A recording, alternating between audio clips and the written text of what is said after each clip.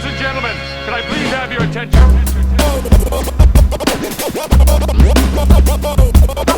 Stop what you're doing and listen.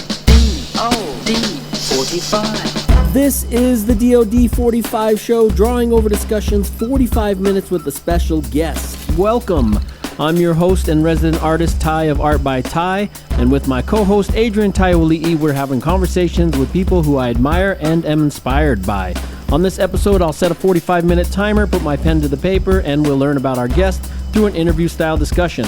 So stay right here with us to experience some laughs and maybe even learn a thing or two.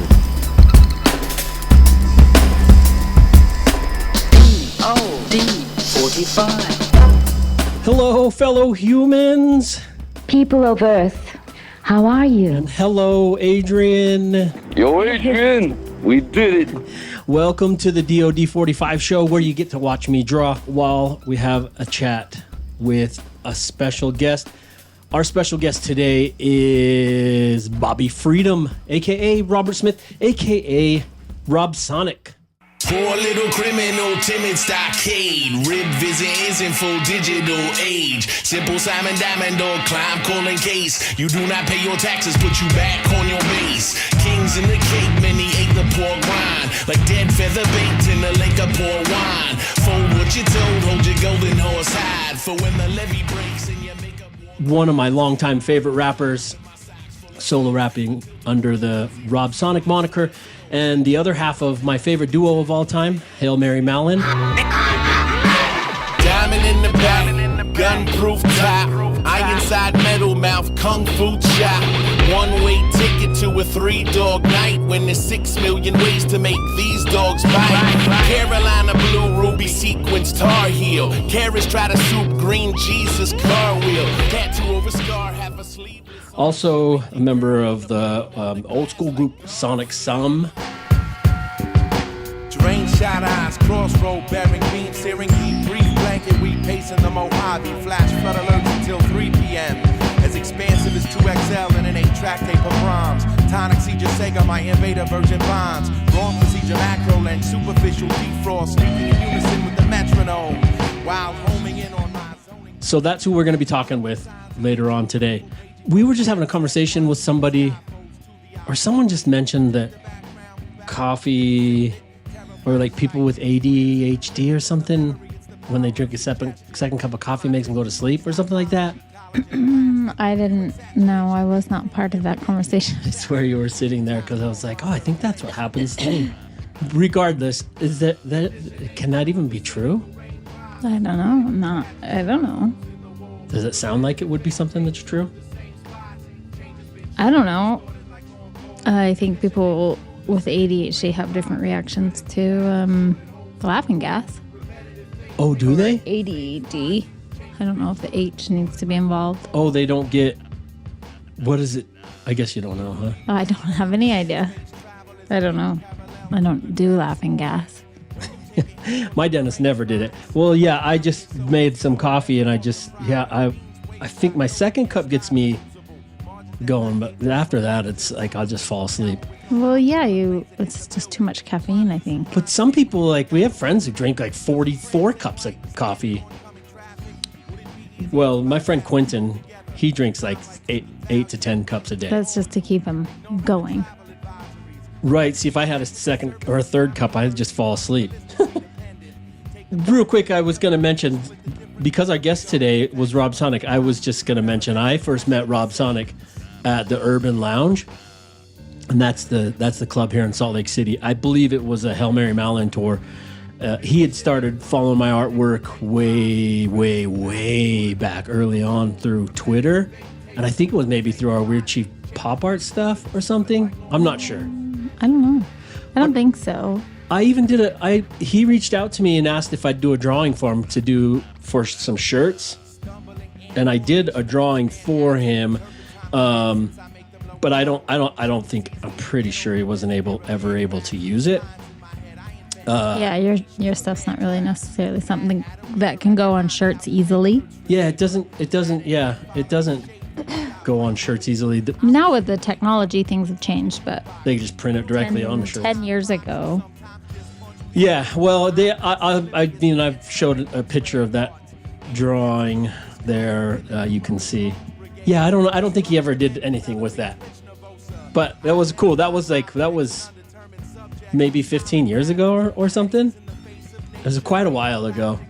So yeah, I went to go see him. So he had reached out to do that shirt thing. So I drew him something, and then they were doing a show here in Salt Lake City, and so I went to go. He put me on the guest list, and I went to go meet him. That was like my first time meeting someone that I greatly admired.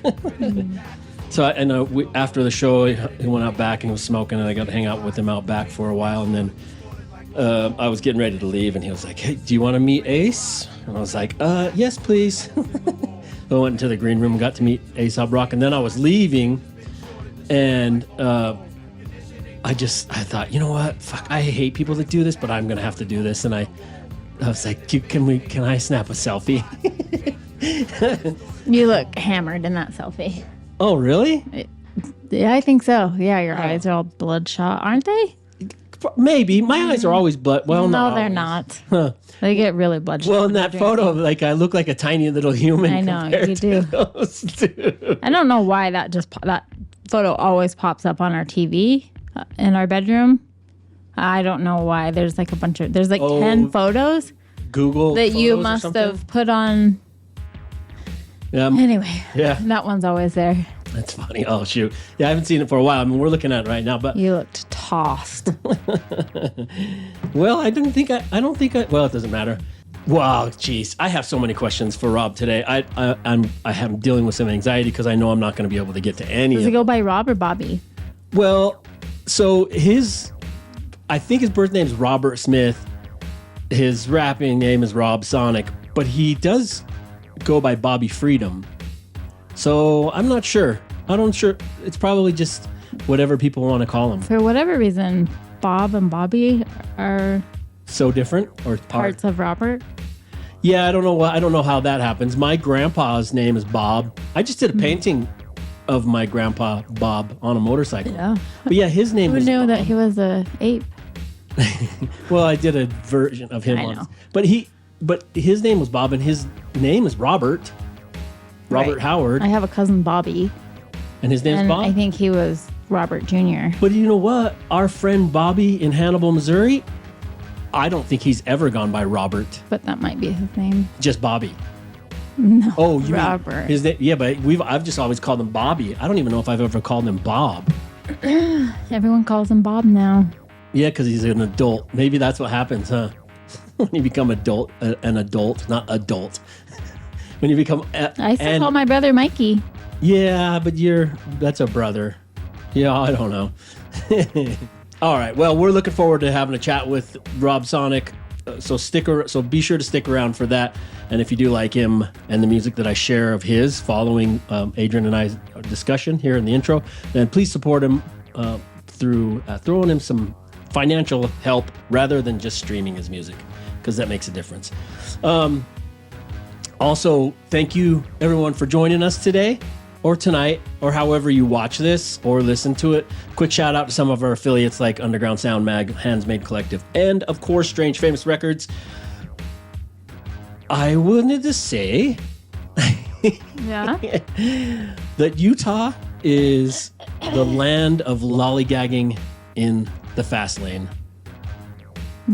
Did you not just complain on the last episode about No, I think I driving in complained Utah? on the episode coming up. Oh, is this one coming out before? Yeah. Oh. Well, I was complaining about driving, but I'm telling you, it's like it only Well, seems not like everybody's trying to go 115. fine. Then don't drive in the fast lane. If you're But they're not, probably going faster than the other lanes of traffic. I don't believe it. It seems like people in Utah have nowhere to go or something. They're just no one has anything that they've got to get to. I just sped past a cop, Yeah. and I was in a hurry too, and he flipped on his lights, pulled out, and I was like, Oh shit. no. And then he was the person who was just like this much in front of me. We were like, I was kind of blocked by that On guy. the freeway? No, just down the street. Oh. But I was like, oh, I can't do this right now. People I've talked to in It was in a construction zone. Oh, jeez. The double the fines. people that we know in that industry, they have said that they usually pull over the second car that's speeding. So it's surprising that you didn't get pulled over. I know. Well, I mean, we were like right next to each other. Yeah. He was in a truck. Maybe I was hiding under his truck. And so it didn't read? Yeah, maybe it caught my speed and he got pulled over. I don't know. There's this other thing. Mr. Dibbs has a new tape coming out. And it's a Mr. Dibbs. It's a double-sided tape, so it's Mr. Dibbs on one side and Brett Fullerton on the other side. There's a segment in it because each side's 45 minutes. So he's taken the episode that we did with Mr. Dibbs and Brett Fullerton, and he did a whole bunch of mixing and scratching with the episode. So he's like did a DOD45 mix, and he's just like scratched your voice and my voice. That's weird. It is weird because he even told me, he even said on the phone, he's like, I bet you've never had your voice scratched before. I don't think I've been on a cassette tape since I was about 8 either. So. I was like, that's cool. I'm looking forward to it. I have had my voice scratched, but not by a record. When I first recorded my very first album, not album, it was a thing I did with the friends, a rap thing, but when I was 16, it was like reel to reel, tape, like almost like a film reel. Yeah. And the only way that the engineer, he was a rock engineer, he was from a band called Network. No, I'm sorry, it wasn't Network. What was the band he was in? Oh, it doesn't matter.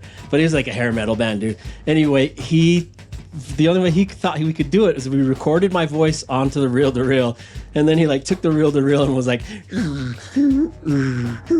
that was about the only scratch. But anyway, my point is, I don't really have a point, but I'm excited to hear that, and I bring that up because Dibbs, he like got all inspired, and he's like, he called me yesterday, and he was like, I got something I'm gonna fucking tell you, and before you say anything. I already said yes. I can't remember exactly what he said. You said yes, or he said yes for you? Yeah, he was like, before you even say anything, I already know. It was something like that. It was kind of funny. But what it is he was saying, he was like, maybe we should do once every few episodes or every couple of months. I guess he's been having fun doing a mix with the DOD45 audio. episodes. Yeah, so he's thinking about taking audio from a bunch of interviews and then making like mixtapes. And then he was asking like if I would re-edit some clips with stuff in it, and then that would be its own kind of little like extension thing. podcast thing. Yeah. I thought it would be, I was like, yes, please. That sounds fucking cool. And I was like, but it's a lot. I mean, is that something you want to take on? Like, yes. So keep an eye out for that. I don't know if I'm able to float. Might cut into his time when he drives the Kroger. His daily Kroger drive. I guess I'm not at liberty to bring up some other discussions that we've had yet. But I do want to float some stuff that I guess I'm not ready. He said I could float it soon. But do you have anything you wanted to? I'm out of brain power. Yeah, you've been doing a lot of yard work in Utah. The yard looks fantastic. Also running the kids around and doing your thing. But see, this is what this coffee does to me. One of Rob Sonic's favorite bands is Led Zeppelin, and that's way high up there on my list. I think. It made me think of this time. I was at this house party. I don't know if I've ever told you the story. I was young. I must have been like maybe 18, 17. I was a big Led Zeppelin fan. Still am. But we were at this house party. I was with my friend Mike and a couple other people. But we were in this weird, it was like a basement cellar kind of thing. And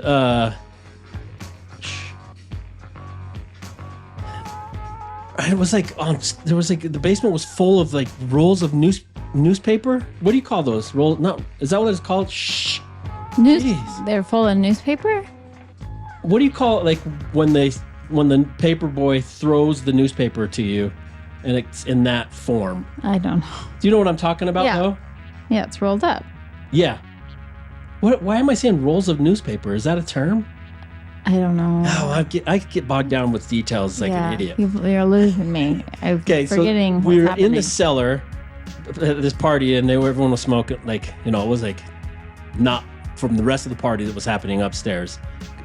Probably everyone was smoking weed down there or something. I don't remember why we were down there, but it was like the ground was just stacks and stacks and stacks and stacks, thousands of newspapers. This is a memory that I have. But anyway, we're sitting on there, and we were talking about music. And me and this kid, my friend Mike Watts, were both big John Lee Hooker fans, the blues musician. And we were talking about the blues to this fucking loser. I'm going to call him loser because you'll find out why. So then the topic of Led Zeppelin comes up, and I'm telling this kid, he was like just this white racist. I'm telling this kid about that Led Zeppelin's music was inspired and formed from the blues, it came originally from the blues music, Delta blues. Where you're like, it's all from the blues, man. It's from the blues. It's from black music. Look at all these newspapers rolled up, man. Yeah. And so the guy freaked the fuck out. This kid freaked out. He was like, no way. Led Zeppelin is inspired by the N-word music. And What is even that? What does that mean? What do you mean? What does that mean? What is N-word music? What does that mean?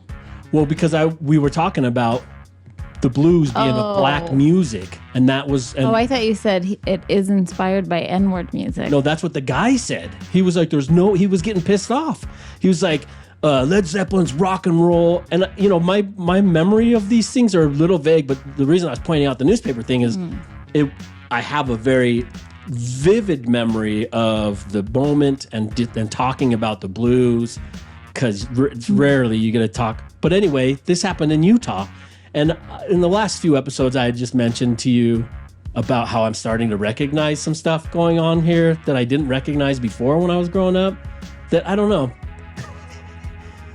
But isn't that crazy? Like that's wild. I do whenever I listen to Mississippi John Hurt, I hear everything. I hear everything that music, almost everything that music has become, and it's like most pure form.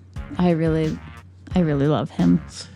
Oh yeah. Like I hear. You have some paint. Go ahead. Oh, I do have one painting of John Lee Hooker. Yeah. Not John Lee Hooker. Mississippi John Hurt, but yeah, I'll listen to him, and it's like a vein of a tributary going off. You just know that it's all from one main source of music. The roots of it. Mm-hmm. Yeah, I think, well, there might be some people who are casual. Like, we have a friend who's a huge Led Zeppelin fan who I think has fallen into the world of unfortunate. And in fact, he's such a Led Zeppelin fan, I did a Led Zeppelin tattoo on his arm. I was an anti-Led Zeppeliner for a long time. Well, and yeah, many of their songs are remakes of legendary blues songs. And what? Oh, go ahead.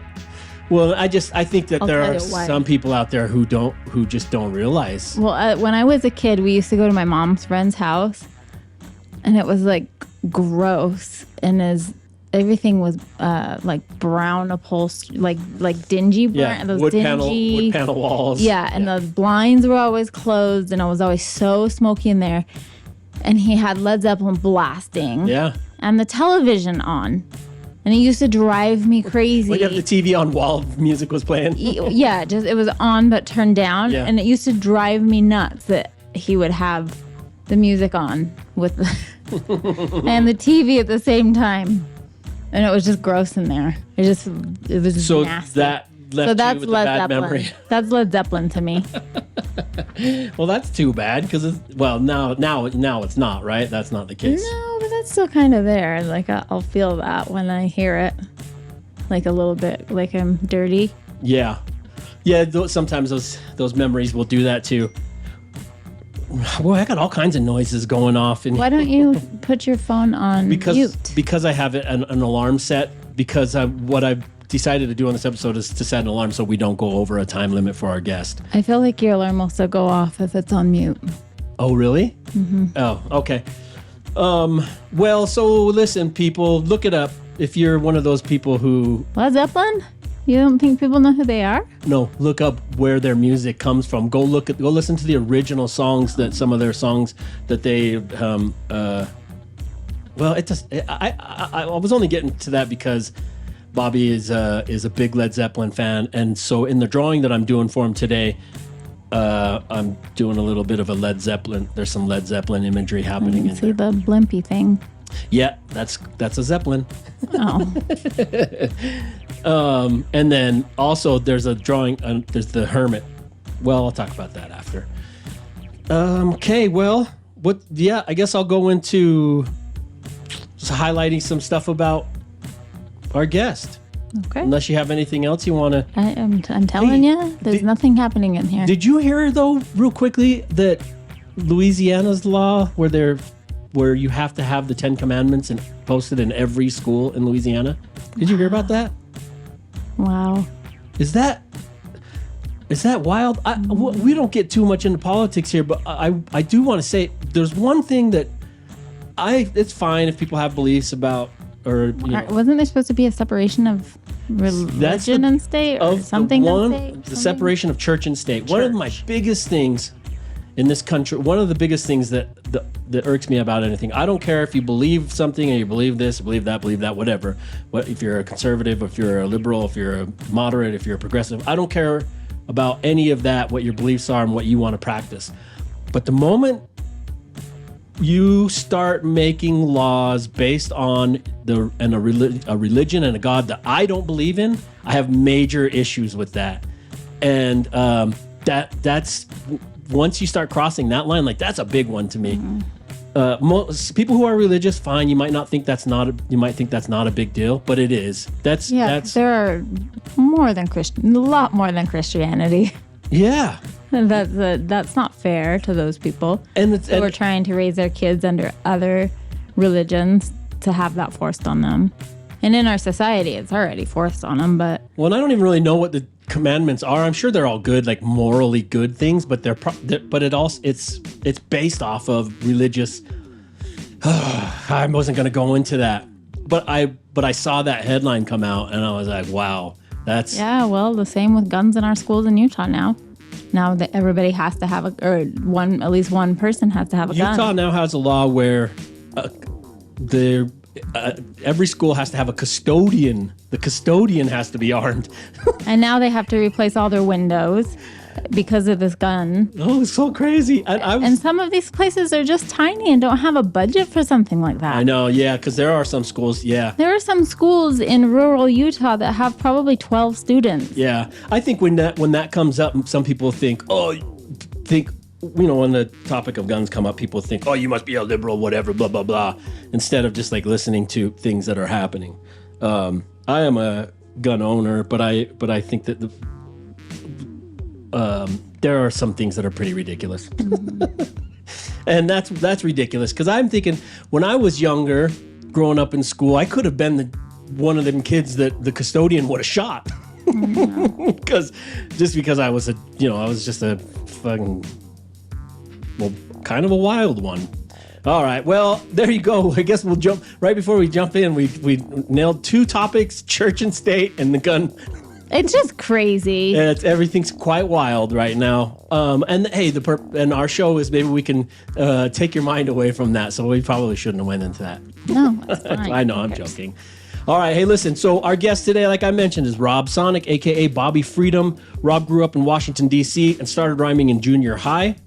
In 2000, he progressed from rapper to rapper producer and took on the challenge as both for his New York crew Sonic Sum and their album Sanity Annex.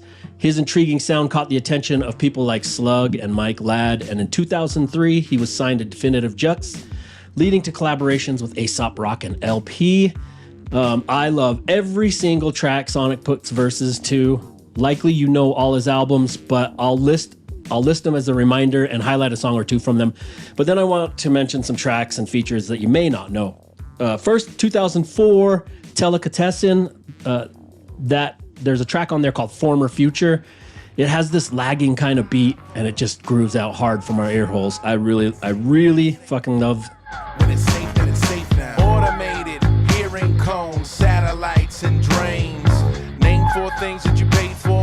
not knowing it during the Bush campaign. Barges for ink, mink coil for slick, water for rings for the last cause jockey that sings when he's half horse, probably sick. Most of me ways.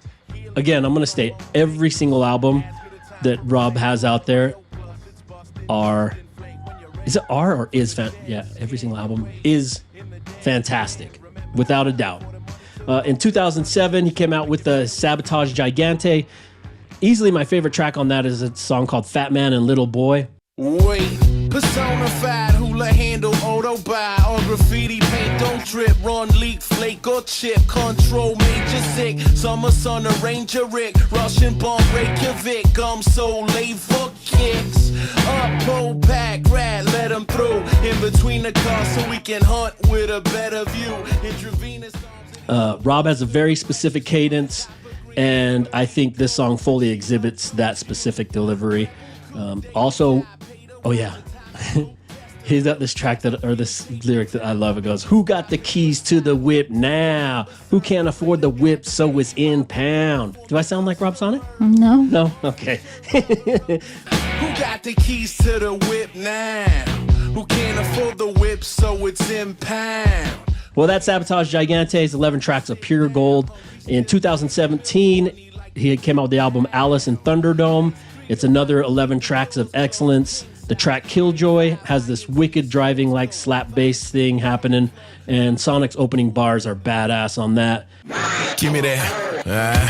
Give me that turtleneck shirt, a tin pan apple, a German shepherd, a wristband stand, and a lurching red bird. And more brains than a Turner network, alive with a smile and a crazy cadence. The flip's out if its face is shaven, and prints out all the names and places on the tops of the 40s by the Casey case. And no such luck in the silent scream. Hope to die with a needle in the eye at least, like Jimmy Hart in the Iron Sheik. Plus, there's an Iron Sheik mention in his lyrics, and it also features Aesop Rock.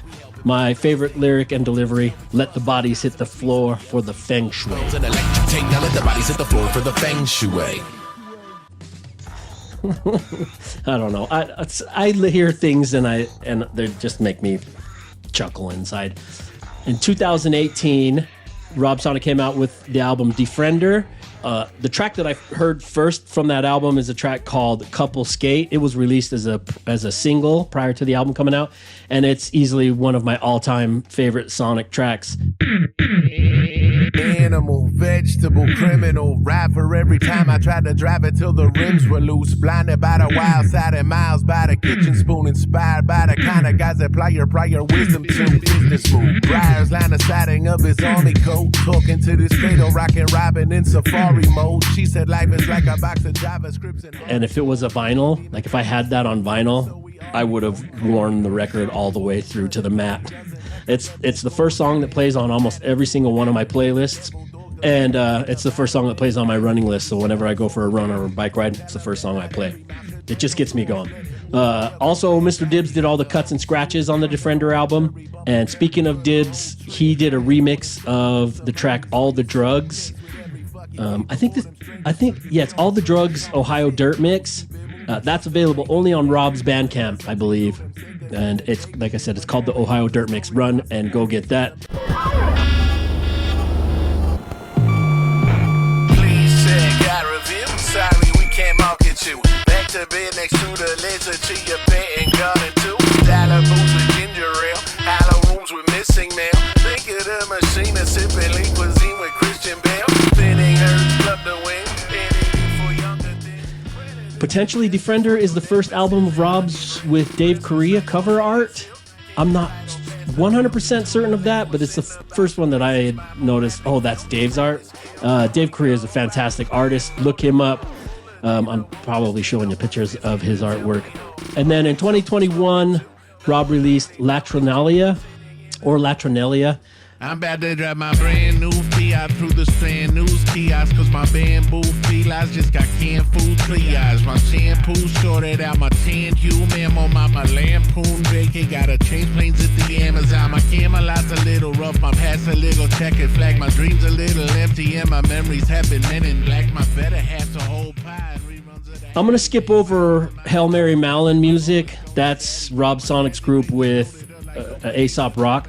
Y'all know I've mentioned it's my favorite duo of all time, basically my version of Redman and Method Man.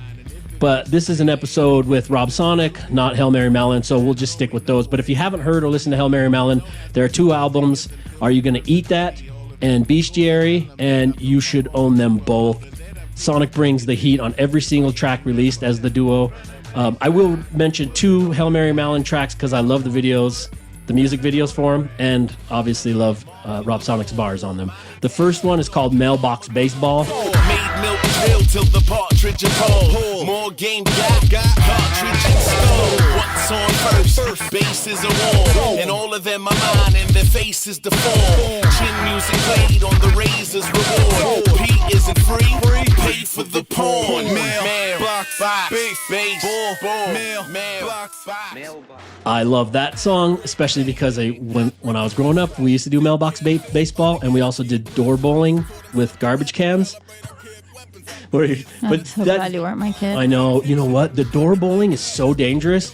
One time with that same guy I was mentioning, we were door bowling, and I'm sure he's gonna. Yeah, I'll bleep his name, but he opened the door to hit the garbage cans. This was before there were the big ass garbage cans, but the garbage can was like full of something, and the door just swung back and slammed, damn near cut his arm off. I don't understand, but okay. So you pull up, you're driving, and you pull up along the car, and you swing the door open and smash the garbage cans. Oh, I thought you opened the front door and you push of the house and you push the garbage can in the house. No, of a car in a vehicle. And so that's what you do with mailbox baseball. There's also... I do understand that one. They should, yeah. Okay. There's another track from Hail Mary Mallon that I really love. It's a song called Whales. And I fucking love the music video for that. I'm going to show you a little bit of that. Money ain't a motherfucking bribe. It's a sport I invented to win when I watch. And own all the rights and the lights and the locks. Even own all the ice and the Sprite you just dropped. Get money. Money of your motherfucking life. 2-ton angel carved out of ice. Alligator sailboat, $sign eyes. Fill a warehouse full of Van Goghs twice. Get money. Money or your motherfucking heart. I could give it to my dog. Check that out. Go watch whoever's got the legitimate upload of that video. It's really fantastic. I love the beat on it. Love Sonic's verses, and again, I love the concept of the music video. I love the little puppet dudes. So anyway, I'm pretty sure it's safe to say R.I.P. Hail Mary Mallon. You didn't mention the song that I like best. Which one? Braids. What if all the bricks that we chipped at perfectly turned to notes floating through the wave work surgically burgundy bled into the money green outline, and every piece of cement was a reason to get alpine crazy as we wanted, and the horses that the pioneers showed us that the coachmen weren't supposed to be in riot gear. I am here, warrior, firebomb, orphanage, Swanee on the... Braids is a fantastic song. Well, here's the thing with someone like Rob Sonic. I kind of had the same situation with the Buck 65 episode. I love everything he's made, and I can't, it's hard to what do you pick out, what to highlight, what not to highlight. It was more of if I do this, I could literally go on for hours and hours. Okay, let me mention a few Rob Sonic features, then we'll get into a discussion with him. And I want to mention the features because he doesn't do them very often.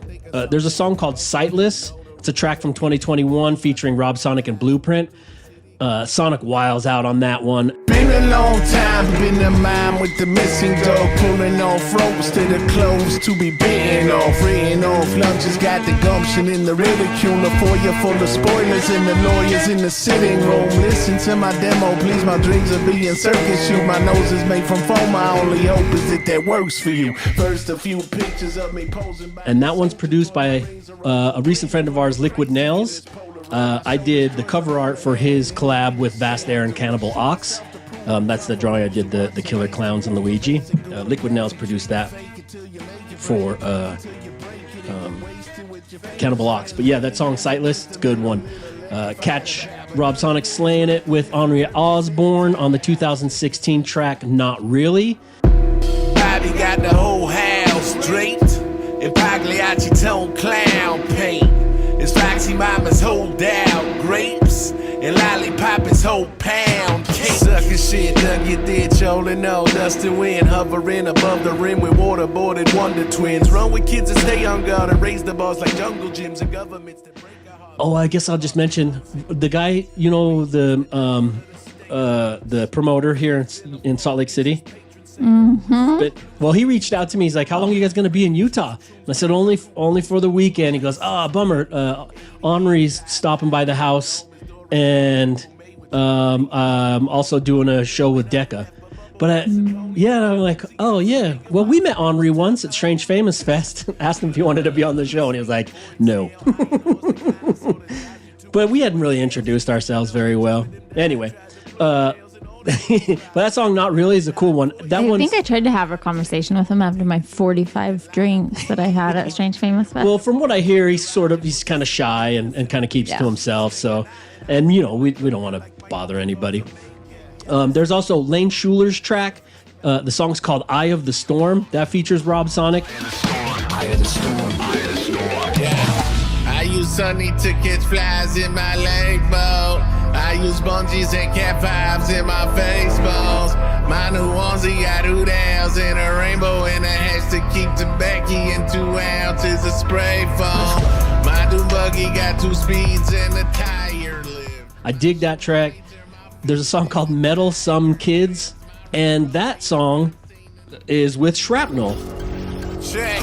Spuds McKenzie sent me to get diapers and Hawaiian shirts. Crayfish for the steel drum and the eel tongues for the science nerds. Silencers, extendos, and some headphones that are wire free. Soy sauce, it's a coin toss if it's loincloth or designer jeans. Dry sheets on Linty, are you with me or the Sydney? So, cause Bobby got that Brady Bill and praise refill with And I swear to God, like Shrapnel's popping up everywhere. I know everyone knows of Shrapnel, but now everywhere I look, it's Shrapnel. They have a new album coming out too. No, they have a new album. It's out now. Oh, it's been out for a while. Yeah. Especially since you listen to this, it's been out in a couple Yeah, of it's months. been quite a while. Yeah, I'm reaching out to them to see if they want to be on the show. Okay, well, listen, Rob gets real sinister on this other track. He's got a feature on the song called Snaps, and it's like real sinister Rob Sonic style. And that's a new single by Deadbeat Donnie and Sonny Darko. The cover art for that release is really rad too. Don't act like it's all Gucci. You're trapped in a soul movie at Rocks to the Pole's boutique. Had options, but talk loosely. The bops and the small 2 pieces hot. Now your jaw's koozie. I'm off duty. The crosses and fine linens are next to the revolver, the altar and crime ribbons. Go ahead, sky's limit. The only catch is all your friends will be dead. And then he's got a new track out that came out in March called Tiger Stripes with a dude named William J. Sullivan. That features Rob Sonic.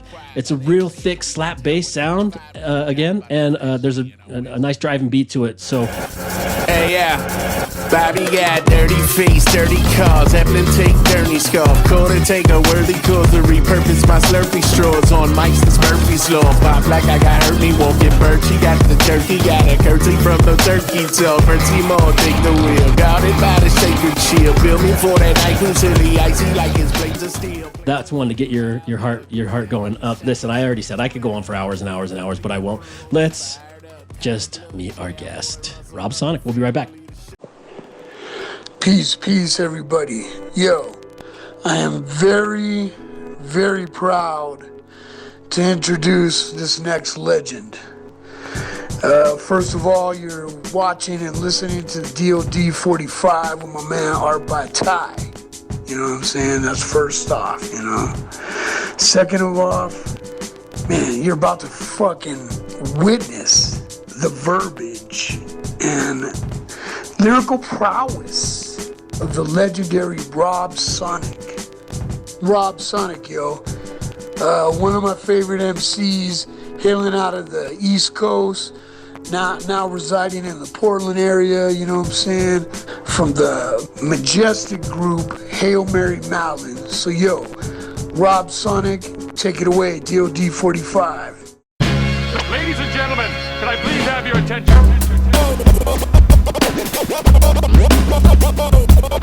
Stop what you're doing and listen. DOD45. Hello, how are you? What's good, B? I ain't seen you in a minute. Yeah, it's been quite a minute. I was just talking about it in the intro. The last time I saw you was, I don't remember, you guys were touring, you was at the Urban Lounge in Salt Lake City. Yeah. Yeah, so, yeah. I'm gonna go. Yeah, I think maybe 15, 20 years ago. Yeah, many gray hairs ago.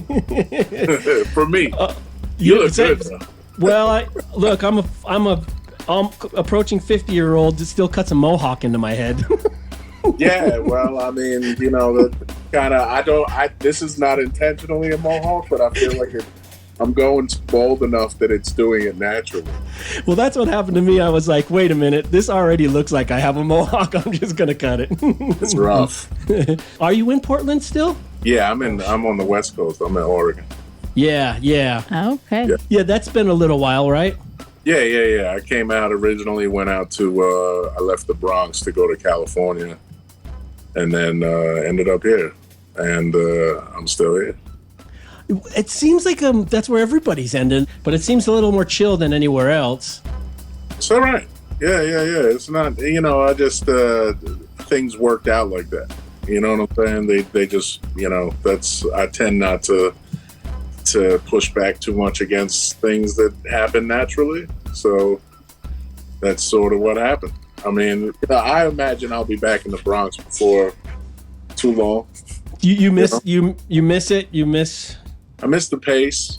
I miss the pace, and I miss. I think it's just a different. It's not. It's not like it's completely different, but it's got its own quirks that I am not necessarily used to as an East Coaster. So yeah. Is there anywhere that you've been that is comparable in pace to like New York City pace?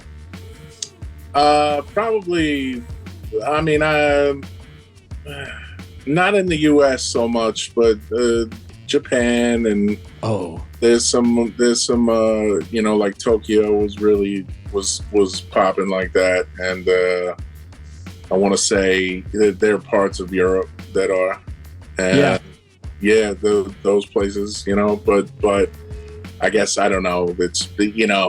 It's an older city in New York. New York is an older city in the States, so that's probably part of it. And obviously, you know what? Sao Paulo in Brazil. No. Oh yeah, never been. Yeah, it's beautiful. Yeah, that's on our bucket list. Well, I don't know if Sao Paulo is necessarily beautiful, but if you're a city guy like me, it's really cool. Yeah, we tend to not be. We like to dip in and visit a city. Like our favorite places, New York City, London. But we just like to dip in and then get out real quick. Yeah. No, I see that. It was hard for me to adjust when I first came out to California. It was really difficult. Yeah, it was quite a culture shock to me.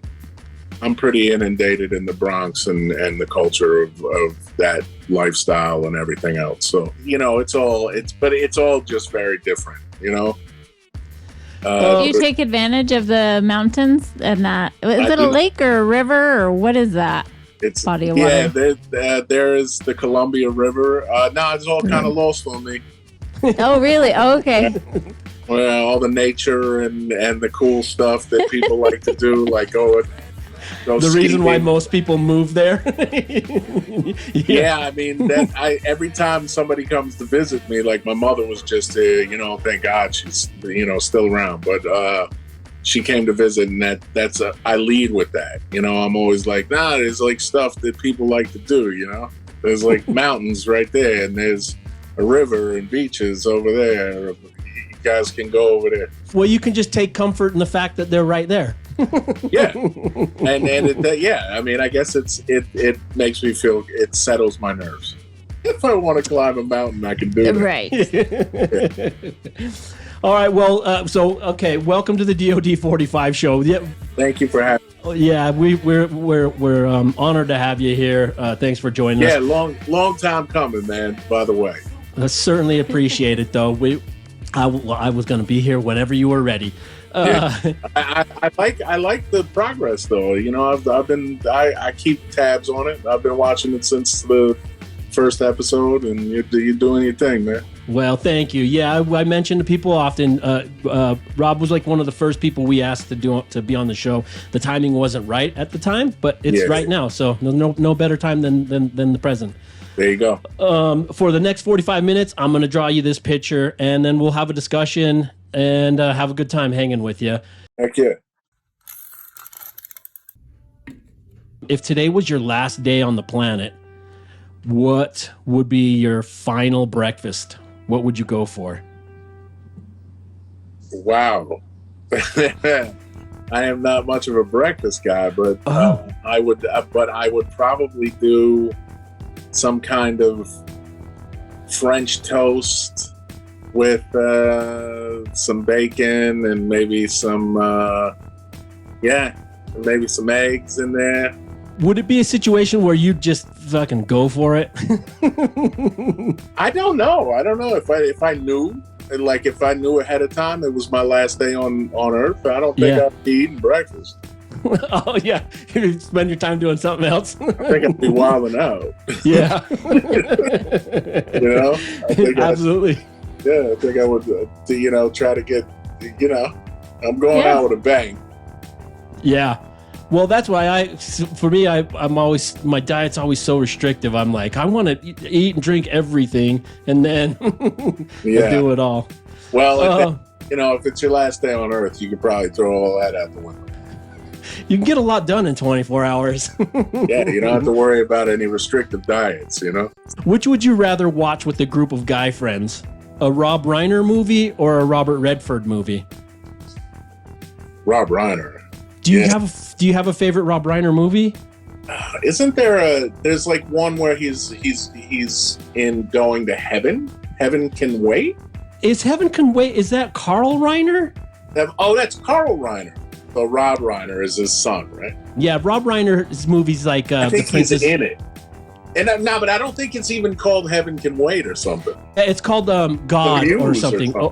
Or no, that's a Rob Reiner movie, The Muse, right? Oh shoot! Now I can't remember. I'm not big on. I should know more because I like. Well, Rob Reiner's like the Princess Bride and Spinal Tap and Harry Met Sally. And Spinal Tap. Then I didn't realize. I didn't realize that. I always thought it was a Christopher Guest movie. Oh, the Spinal Tap. Yeah, I thought he wrote that. Well, I think that Rob Reiner directed that. I'm almost certain Rob Reiner directed that. Oh, okay. Yeah. Okay, so we'll throw Rob Reiner. Cool. Okay. What about this? Who would you rather hear do a cover version of a Rob Sonic song? Mumford and Sons or Sonny and Cher? Sonny and Cher. Oh, wouldn't that be great? I mean, Well, Cher. Just Cher. Yeah, just Sonny can't do it anymore. That's true. From the skies though, that could be pretty awesome. Yeah. And then one more of them. If like a Being John Malkovich movie, have you seen that? Yeah. Who would you rather travel inside the mind of, Chris Isaak or Isaac Hayes? Isaac Hayes, without a question. Yeah, and I only use it because of Isaacs. I'm not too familiar with Chris Isaak. I'm pretty sure he's a country singer, right? Yeah, well, yeah. I mean, that Fall in Love song. Oh, I do. Yeah. I don't even. I guess he was more of like a. I don't know, like pop. Is it like pop? What did Brian Setzer become after the Stray Cats? Yeah. What kind of? Oh, like a swing artist. Like rockabilly. Yeah, like he became like a rockabilly guy, but I don't know if it was just because of that song. I Don't Want to Fall in Love. It's got like the twang guitar, like. It's almost like a luau too, so Maybe there's some sort of slide. Yeah, they do. That's the Chris Isaak vibe is that the little slide guitar, yeah, but not. But I don't want to say it's like steel guitar necessarily. Yeah, but it's not like a bluesy sound. It's more. Yeah, it's one of those big hollow body guitars, though. You know what I'm talking about. Mm-hmm. Yeah. How calculated are you with the things that you do in your life? Well, it depends on what I'm doing. Right. But for the most part, I try to stay somewhat calculated in what I'm doing, and so I don't, do something stupid. Yeah, if you're doing like a major career, like a career choice or something, I guess what I'm wondering. Oh, I'm just getting a text from Mr. Dibbs. He sent a question in for you. Sorry. What? Dibby.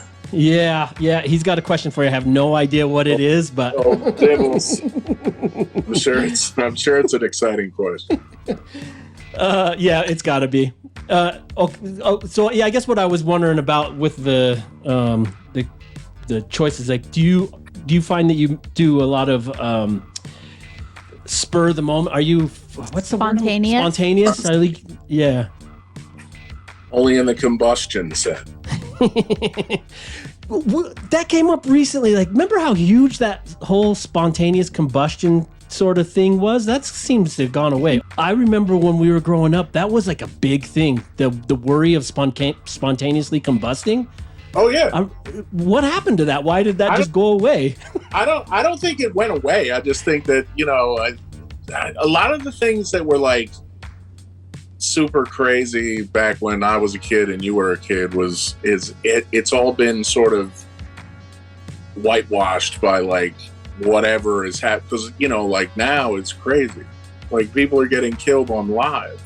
Yeah. Because back then it was like, you hear like a story of someone spontaneously combusting, that travels everywhere. Everyone hears about that.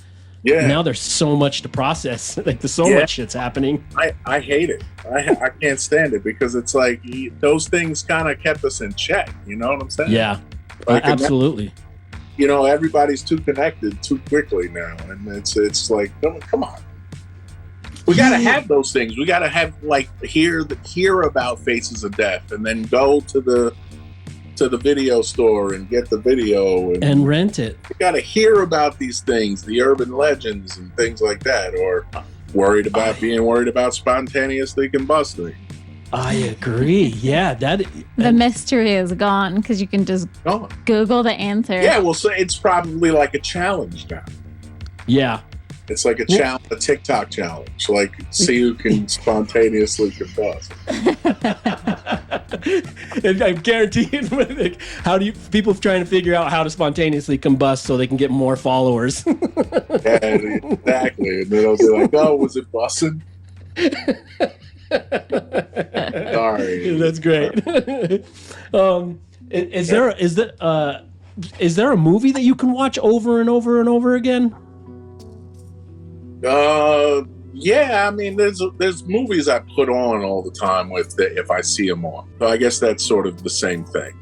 Yeah, like any of I'll always watch Scarface if it comes on. I'll always watch like Goodfellas, the Godfather, in the gangster genre. But I'll always watch like Meatballs too.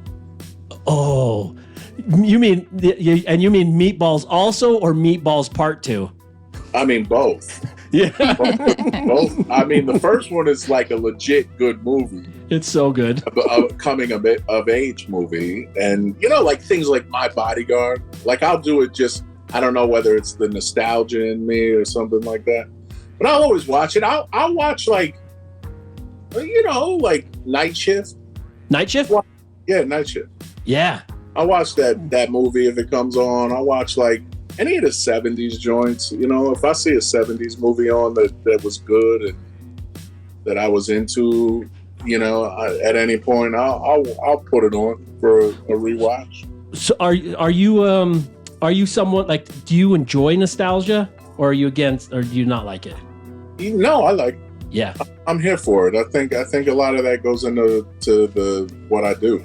Agreed. I'm a dork for nostalgia. I'm all into it. It's good stuff. I think that I mean, I don't know if it's just when I was a kid. I feel like it was a cool time in terms of the movement, social awareness and awakening in the country. Yeah, also that I tell people a lot, like I also enjoy the fact that at that time, my biggest concern in life was like that I had to take the garbage out or mow the lawn or a simple chore. Yeah, those kind of things. Or making like shrinky dinks or slinkies and shit like that. Yeah, there was a little less, seems like there was less to worry about then. Yeah, I got a song on my last album called Super Jock about, the Super Jock toy.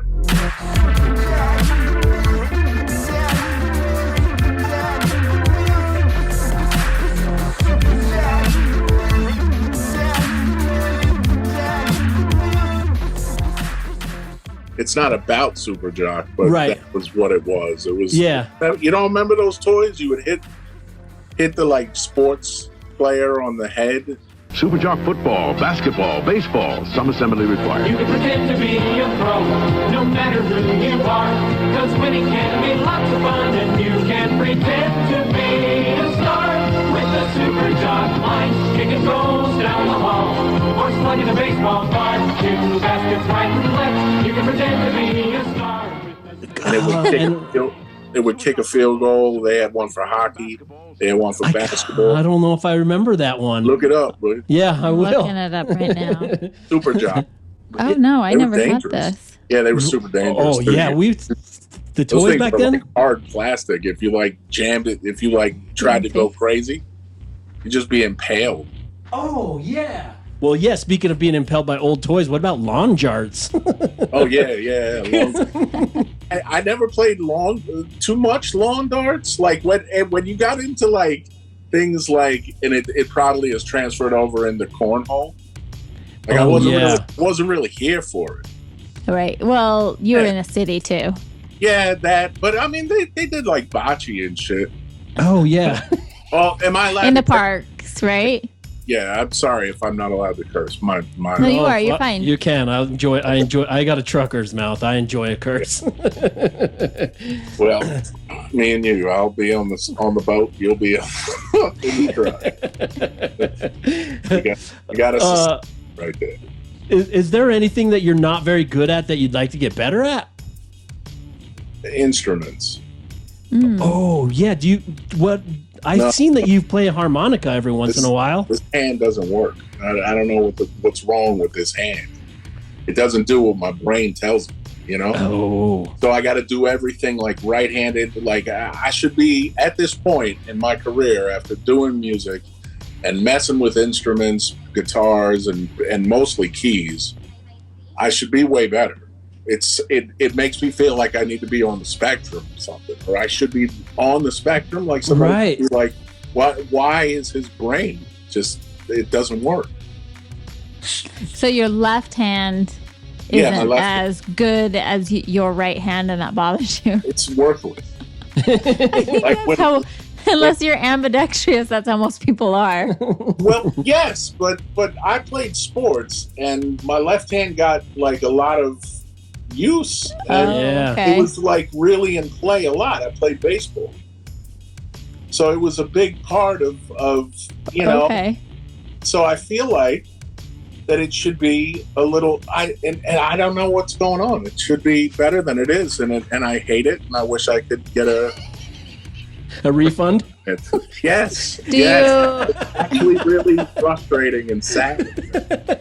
But I have heard you play the harmonica. Do you still play? Yes, I have a harmonica somewhere around here, but I do. Yeah, I mean, I could play like Kumbaya and things like that. I think that's what I heard you play, Kumbaya. This up-tempo Kumbaya. It's like, you know, like thrash Kumbaya. Yeah. Okay, we hit the first 15-minute mark. So at the 15-minute mark, we have a segment called Sage's Social Media Lurk, brought to us from Strange Famous Records. Let's see what Sage has to ask you. All right.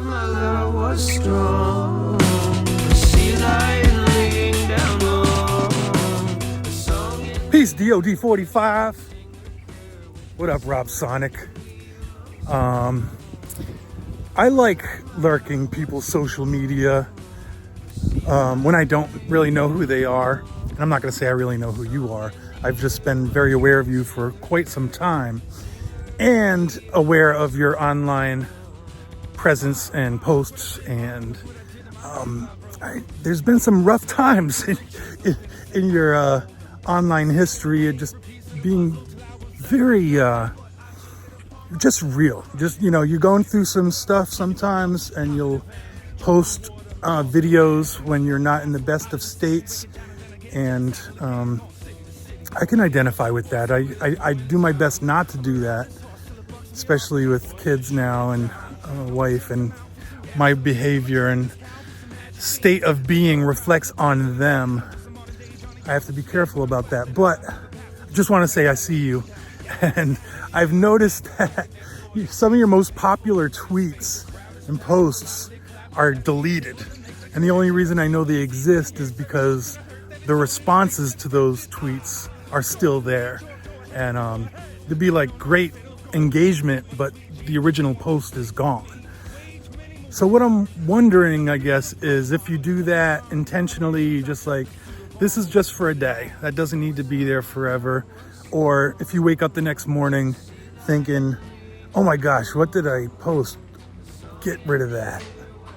Because I do that a lot. Anyway, I hope you're well. And I hope we cross paths sooner than later. And I'm going to do my best to hop on that song you did for Orpheus for next year's release. But that's behind the scenes business. Bless you, brother. Strange Famous. Look at no hands. I built a suit of armor with wooden arms. Well, there you go. There's the question from Sage.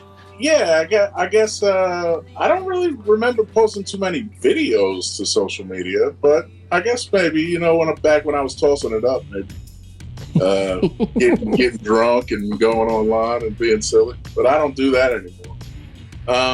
So that would answer the first part of that. The second part is, yeah, I think I don't necessarily I delete I do like monthly deletes. Of all of a lot. Well, I used to, but I haven't really been posting much on social media for the last probably few months. So I haven't had to do it. But when my feed just gets too like cluttered and it's just like it's just rambling at some point, you know? Yeah. It doesn't make any sense. It's not chronologically done.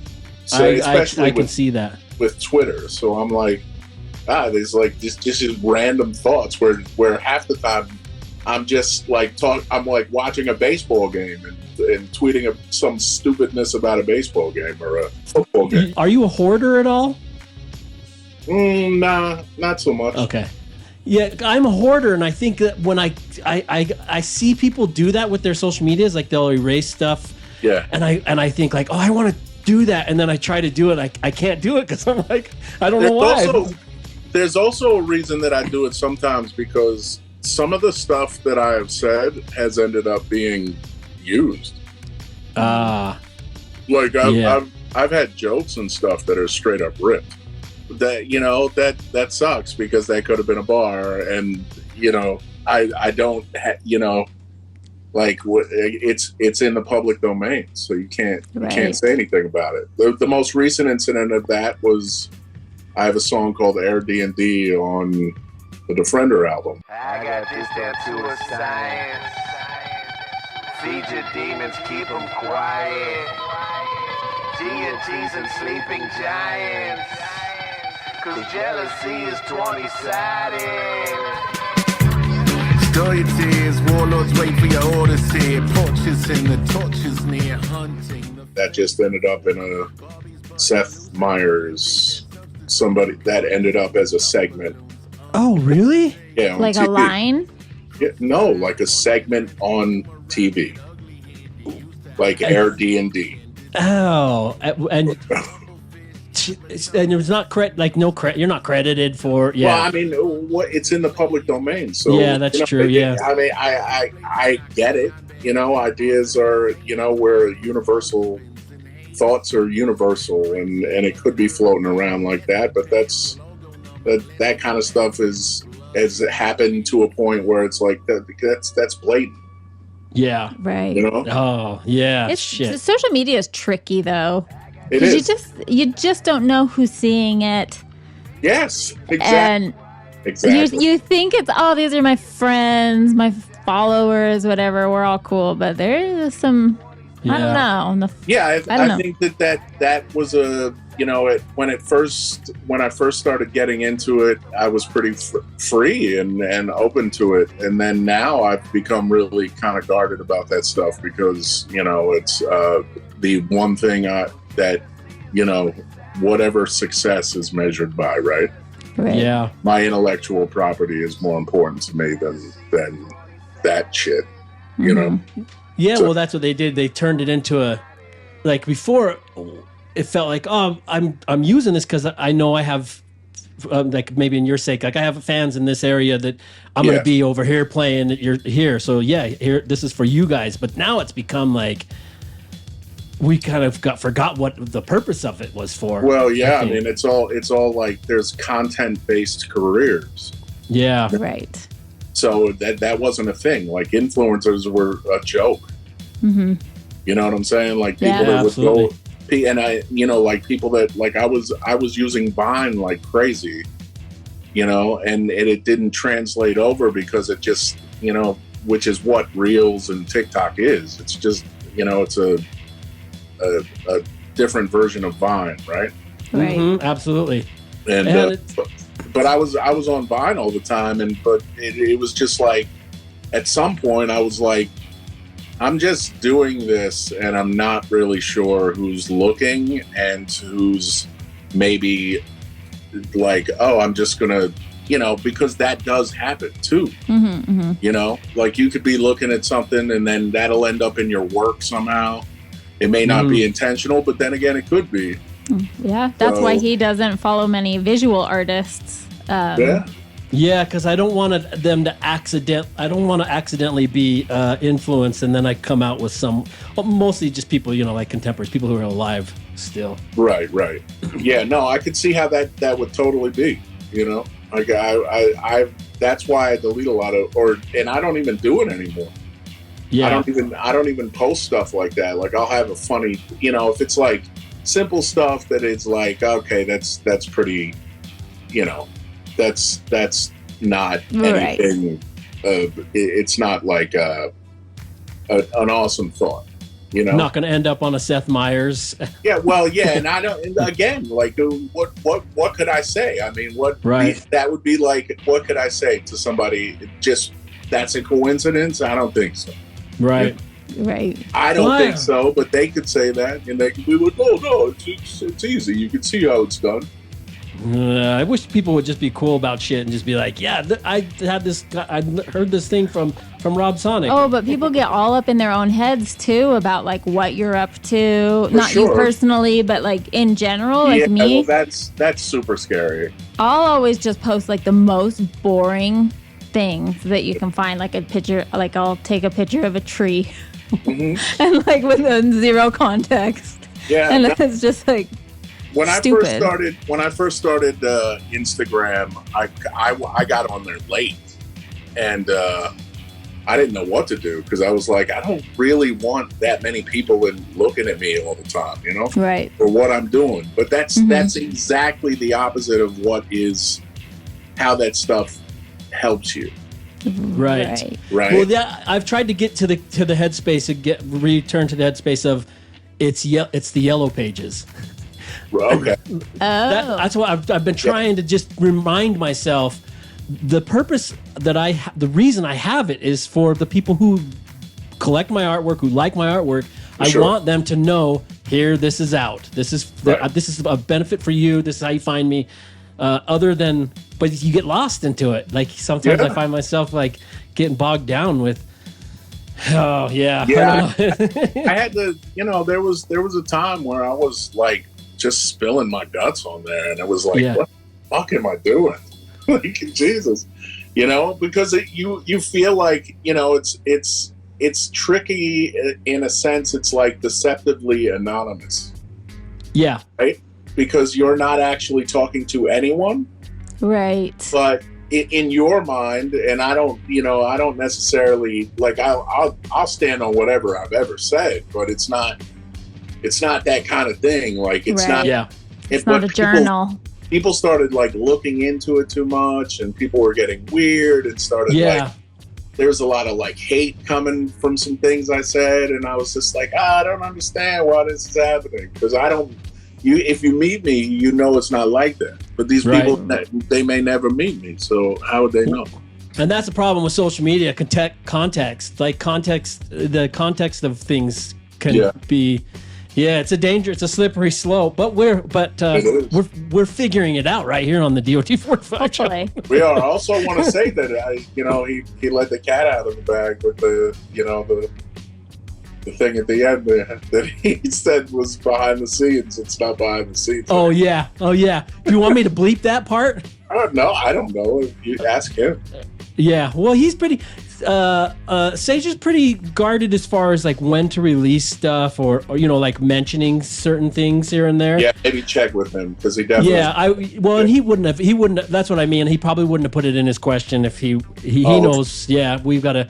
So yeah, if you're cool with it, then I usually keep it in there. I know when I hear stuff like that on a podcast or something, when I hear something's maybe going to be coming out with two of my potentially my favorite artist or something, that gets me really fucking excited. I mean, really, that's the whole purpose of this whole show. Like, I don't financially benefit from this show or anything, but I fucking love hip-hop music. I always have, and having the opportunity to be able to talk with you guys and share with people, like especially younger people coming out who maybe weren't there when the indie hip hop scene was really popping off, like big time, when it wasn't just Run the Jewels. You know what I mean? Right. That time was so special, and I want to.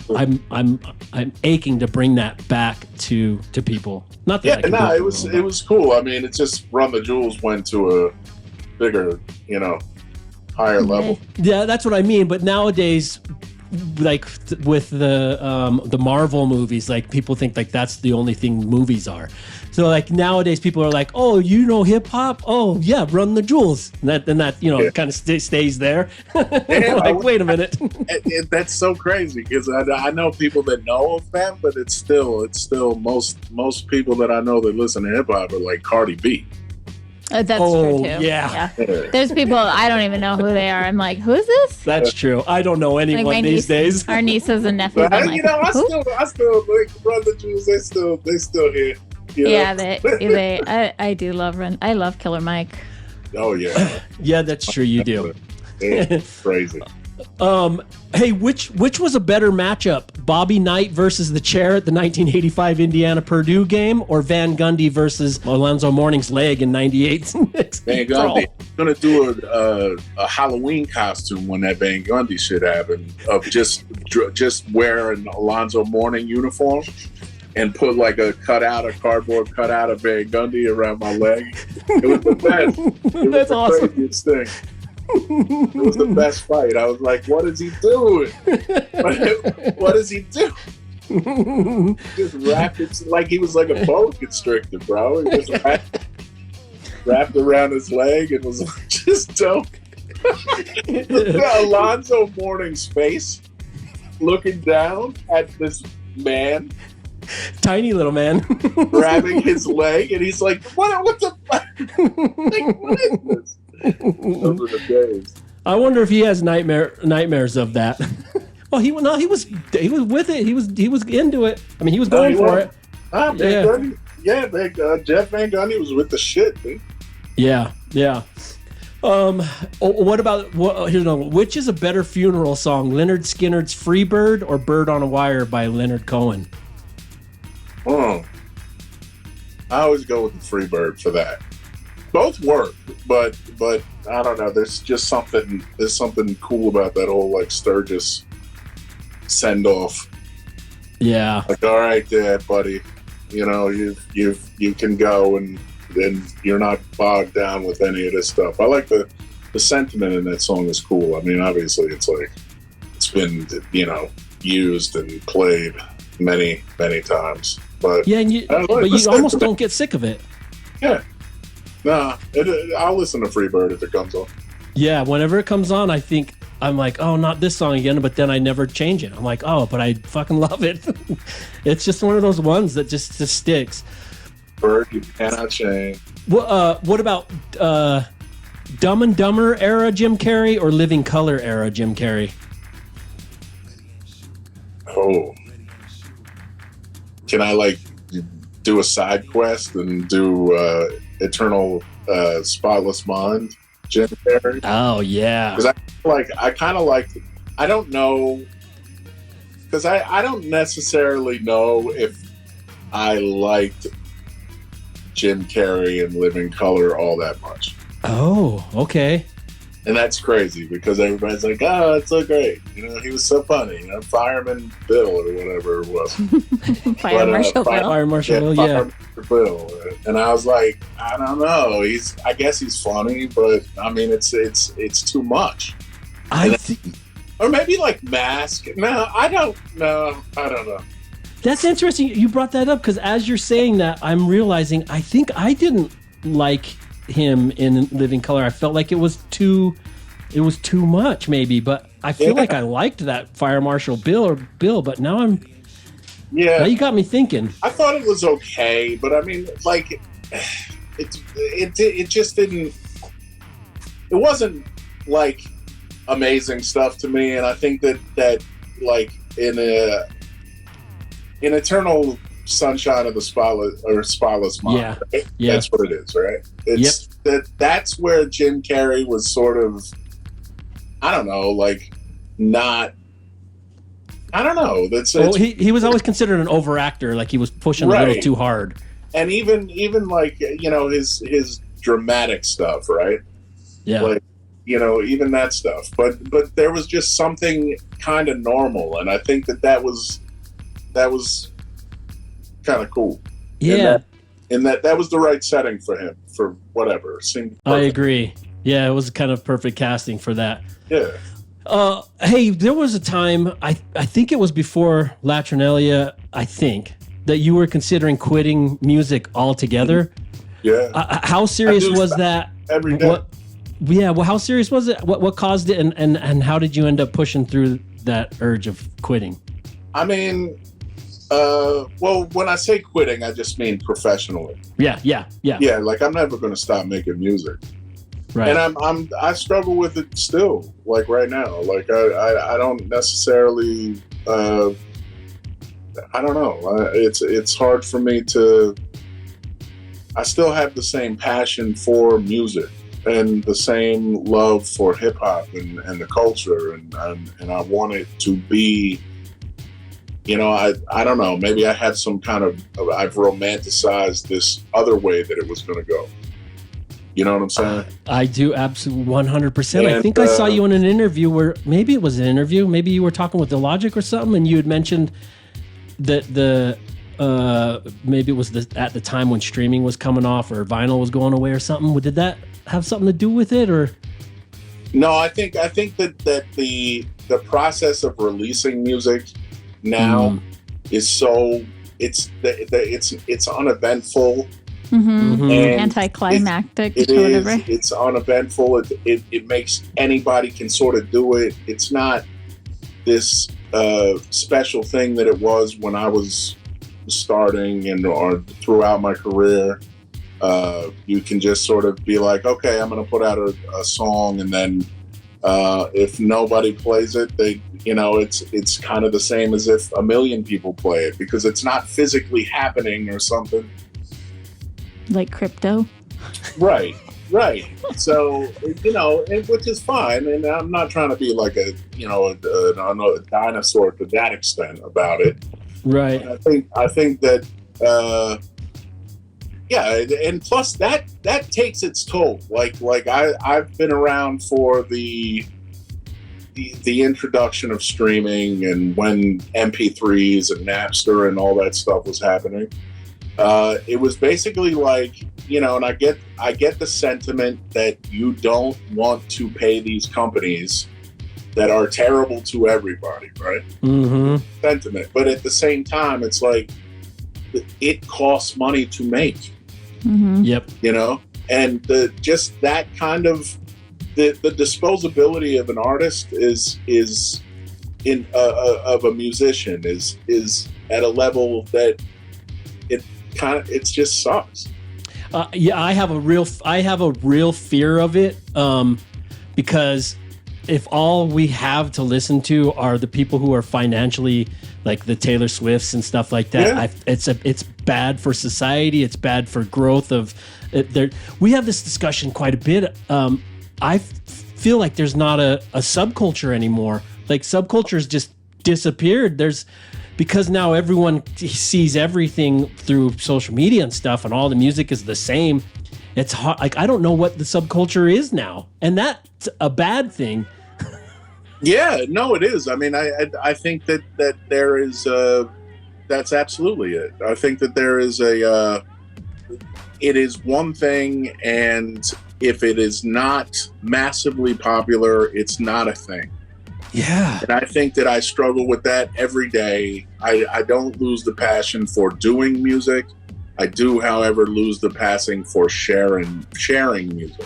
Yeah. Because I don't, you know what I'm saying? Like, I know that the attention span is so quick now, and that the people listening now are, even if they love it, they will love something next week. Yes. And it's not, I wanted to make impacts on people. So I guess that's the best way to say it. If I can say, as a fan of especially your music, but as a fan of what I call, for lack of a better term, underground hip hop, right? It had such an impact on my life, and it still does. It means the world to me. And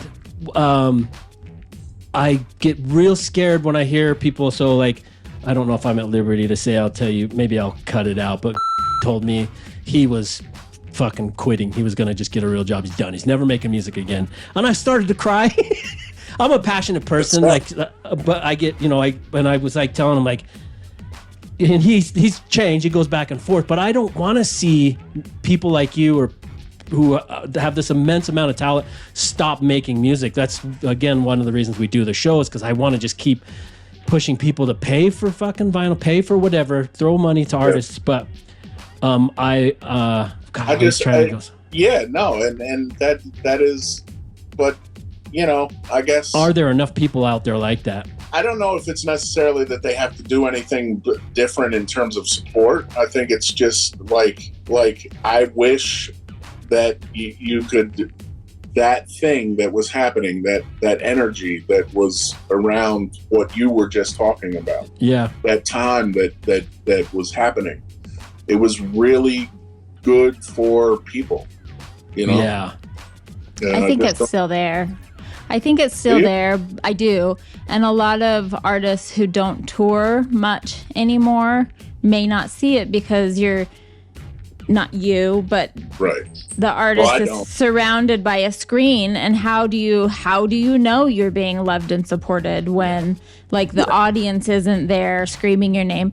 Because face it, a lot of the artists are sensitive people, and they kind of want, and I'm not saying this in a negative way at all, but they want to know that you're appreciating, your art is being appreciated, and you can't hear that when they're not standing in front of you. I believe that's the situation for me. If I'm feeling like I'm not being appreciated for my artwork, I sour.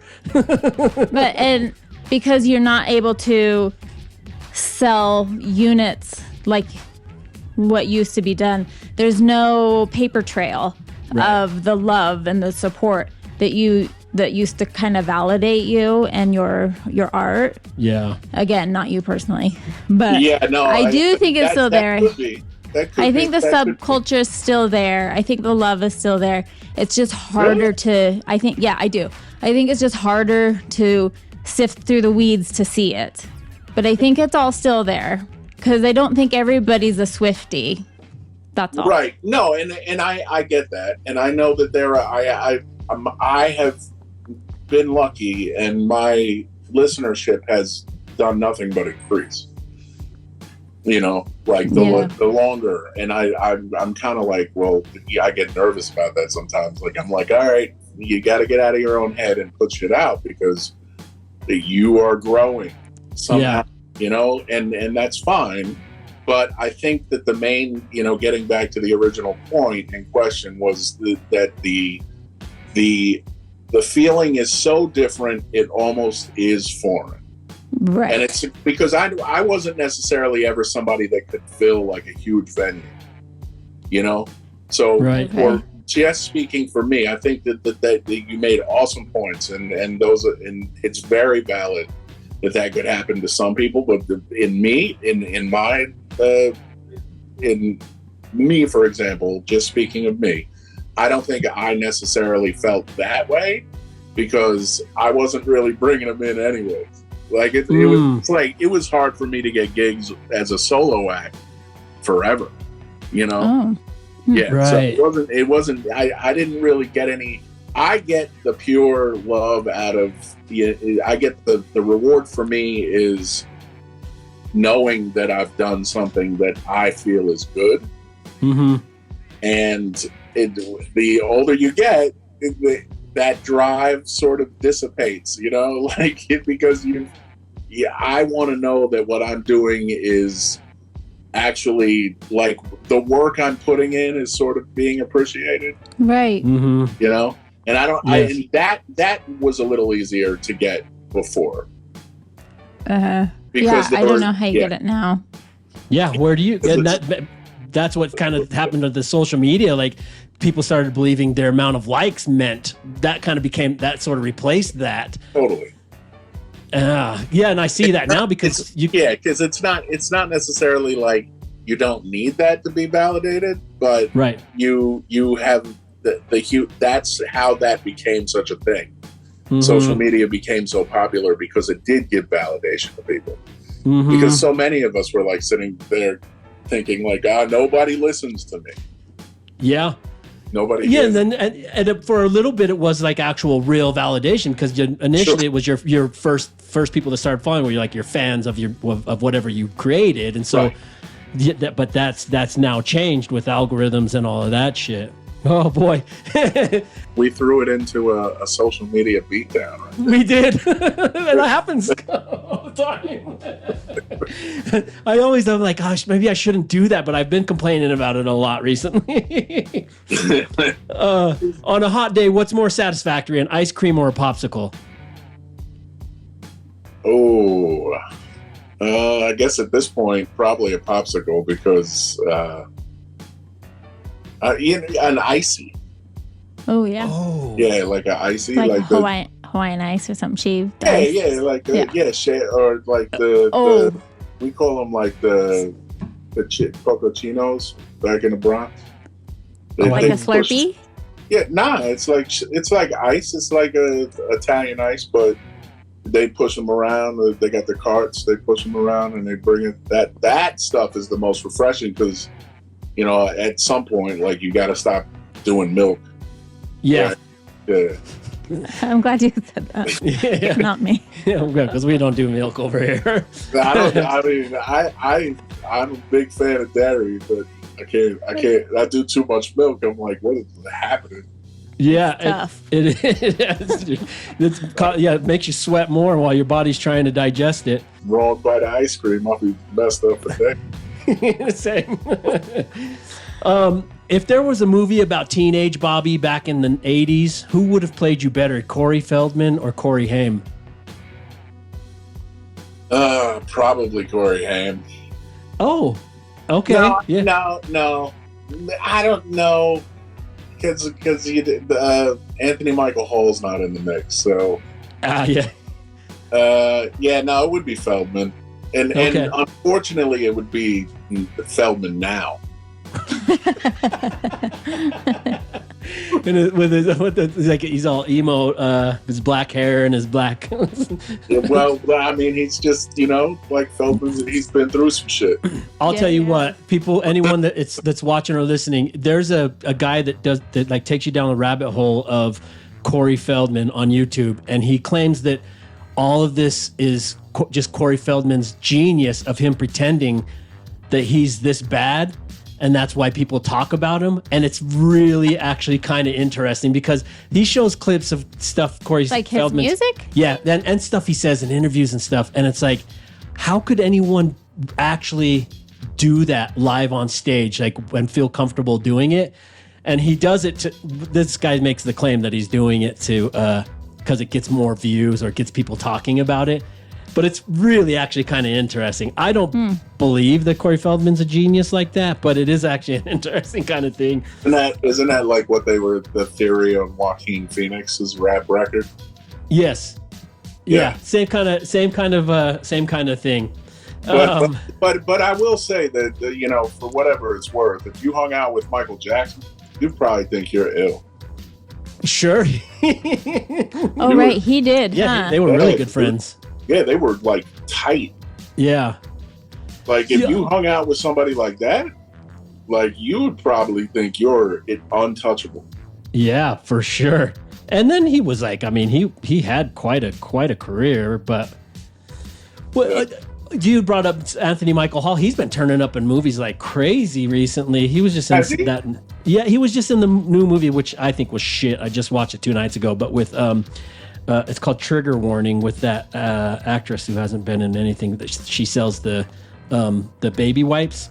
What's her name? Oh, Albo. Yeah, Jessica Alba. Yeah. It's not just baby wipes. It's like a whole product. Honest. Oh, okay. Yeah. Oh, it's a whole baby thing. Yeah, honest product. Yeah. Is it the Honest cleaning products too? I think it's all of that. Oh wow. Yeah. Well, that's the way you do it. Turn yourself into making some good money. Yeah. You make cleaning products.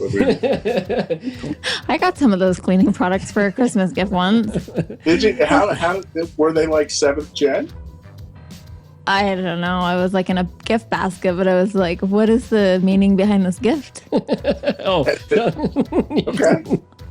Oh yeah, you're worried. Yeah. Why are you giving me cleaning products? I mean, whoever it was came up. It was like toilet bowl cleaner. Yeah, they're like, your house is dirty. Clean that. All right, let's go to a question from Mr. Dibbs. All right, here we go. It's always intriguing what we're gonna get from it. It's never a dull moment. With no, that's right. Give it up, Mr. Dibbs on the turntable. Listen to more of this. Rob Sonic. Or as I refer to him, Roberto Sonic. It's like a big glistening man I want to hold tight. Crossed with a sketchy cheeseburger that I'm not so sure about, but I'm probably going to eat it anyway. Feel bad.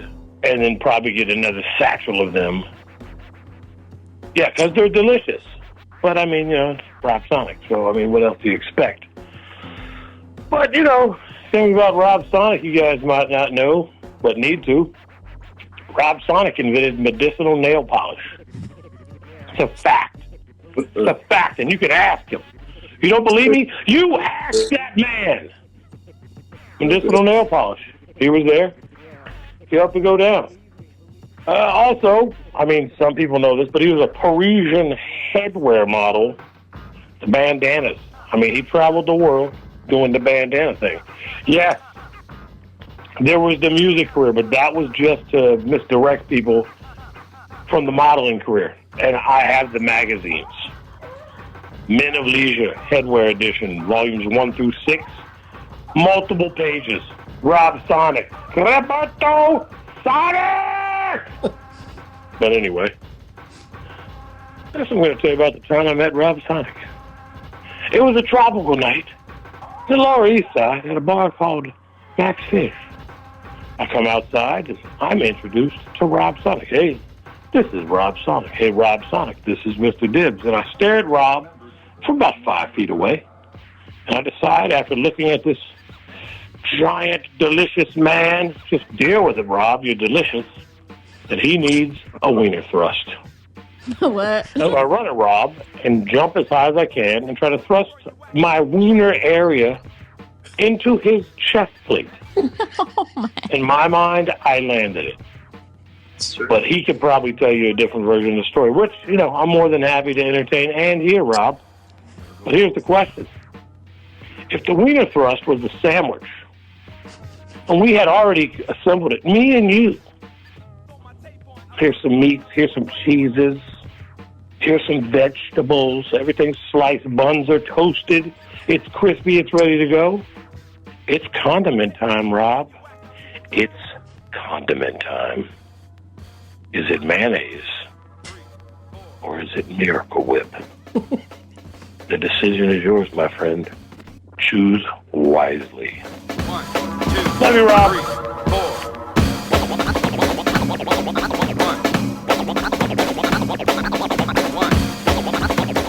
The wiener thrust sandwich. This is I gotta say, this is like this is your life thing. It's pretty cool. I would have to say, and all that stuff is true. There was some inflated condoms at some point too. It was a wild scene, man. But that's how it was in New York in the early '90s. It was, that might have been a little later than that, but yeah, we did stuff. we did whatever. We did whatever, mostly out of boredom and drunkenness, but we did stuff. But I'm gonna go with Miracle Whip to put on the wiener thrust sandwich. Whoa! Wow! You take me. You I want take a little Miracle spice, little on that wiener thrust. You know what I'm saying? Yeah, because wiener thrust probably be a little salty anyway. The wiener thrust sandwich with Miracle Whip. It's gonna be a little salt. It's just because you got to balance out the sodium. You got to cut that. Yeah. Cut that with a little acidity. Dibbs is on a Miracle Whip prowl right now. It was just his birthday recently. I sent him over just a tub of Miracle Whip through Amazon for his birthday, and they opened it up because it didn't have his name or anything. It said Brad Miracle. Brad Miracle from Dr. Whippenstein, and they opened it up and. His wife Laura thought it was a bomb when they pulled it out, so she just chucked it in the garbage and jumped under the bed. Wow, that's amazing. What did he do? I don't know why that is a thing. We were in Chicago. Laura hates Miracle Whip. Oh yeah, and doesn't allow it in the house. Yeah, she won't allow it in the house. That's making sense. There are some people that really take that stance on Miracle Whip. Yeah, I think she's one of them. I think that's the bomb she thought it was the Miracle Whip. I see. And it was like, get this out of my house. It's going in the garbage. That's an ill hill, though. That's an ill hill to plant your flag. Yeah, it's Miracle Whip, but mayonnaise, like, it is mayonnaise. It's just a little tangy. It's a little eggy.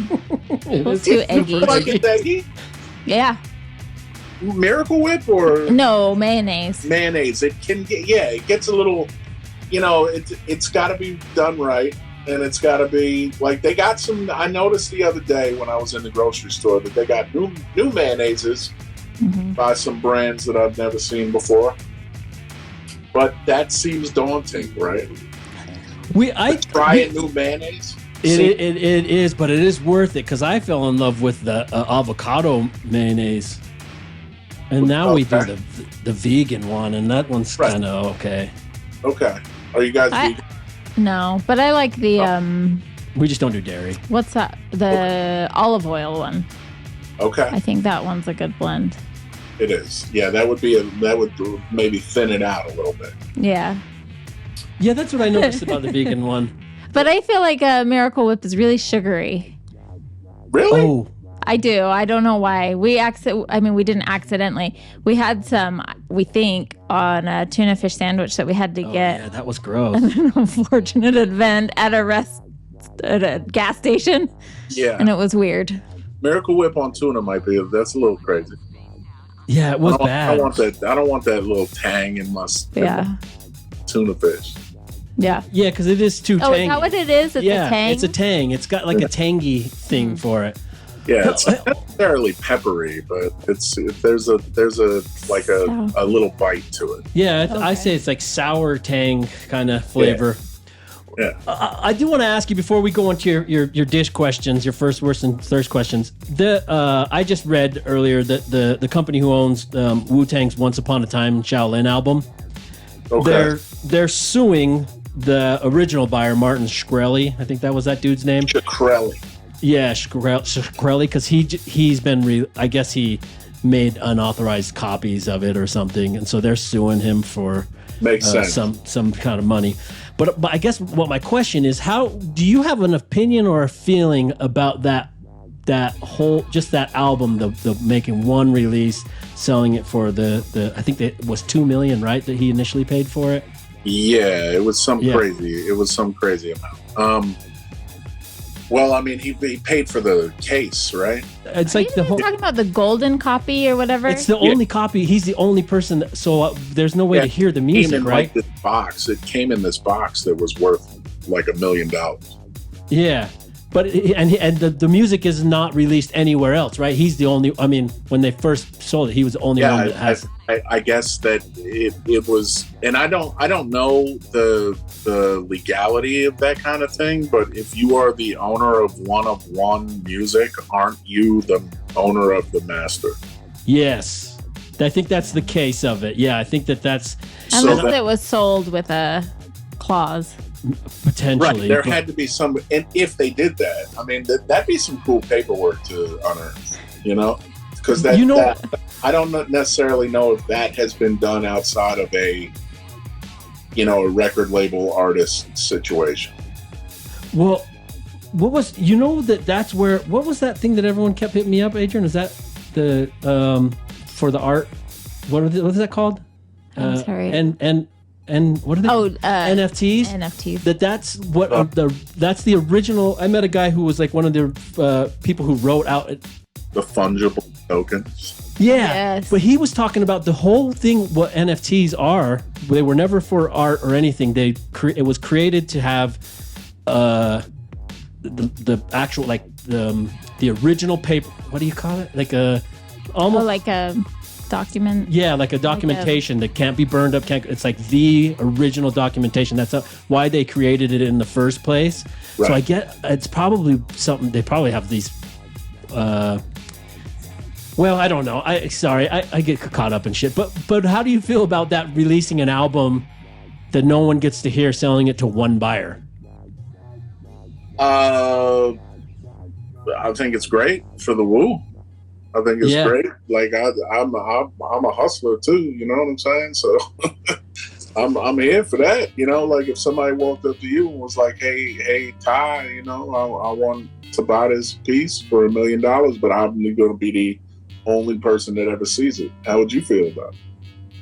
I guess it's interesting. I haven't done $1 million sale like that, but I have done a sale like that was a huge amount of money, and I can't, I can't sell prints of it to anybody and stuff like that, and it's kind of cool, but I think at this point, that was about 10 years ago, maybe.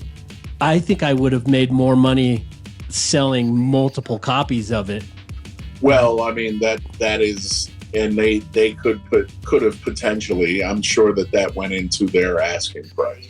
Yeah. That seems interesting. Yeah, I've always thought, I wonder if they felt like $2 million was enough. Why did I always think it was $10 million? I don't know. Yeah, he paid $2 million for it. At least that's what I said in the story that I read. And because when he got arrested, he had to give up like $7 million of assets. And that's why he ended up losing the rights to it. And I can't remember the name of the company that bought it, but okay. It's I think that if somebody came to me and was like, or I made an album and I was like, this is what I want for this album, you can be the sole owner of this album. Yeah. Then I don't think there's anything wrong with that. I don't think it's any different than, I want my stuff to be heard by as many people as possible. But at the same time, I mean, it's that artist, I've made my art. Yeah. And once I've made it, you have to let free, right?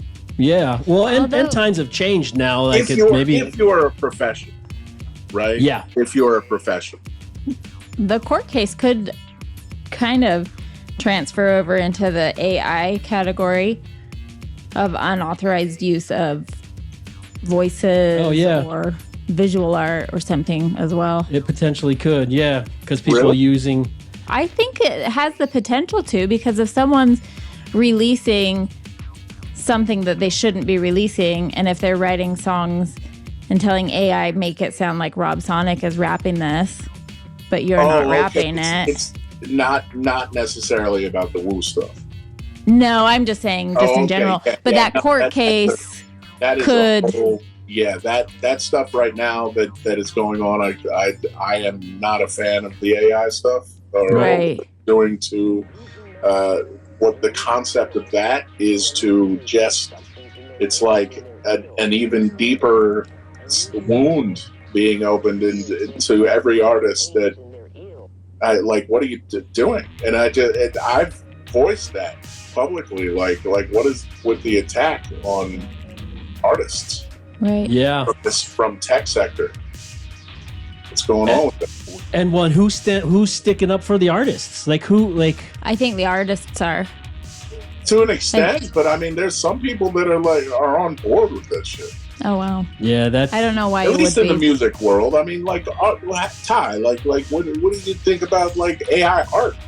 You know, I don't care for it, but I've felt like my feeling with the AI and in the art world is there are people who are going to go buy artwork from Target anyway, and I feel like those are the people who will buy artwork from an AI generated thing. Like I feel like the relationship with artists, people want to buy artwork from a human and a human's feelings. That's what they're experiencing when they see their artwork.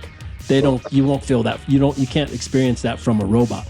I can see it as a novelty thing, like, oh, look, I got a AI generated artwork, the novelty of that. But as far as like artists going away, visual artists, visual artists, I don't think there's a problem. Where I think the scary part for musicians and people who make music is you may not know that song is not an actual Rob Sonic song. It's a AI generated song. Well, and so I think that's sort of the whole thing.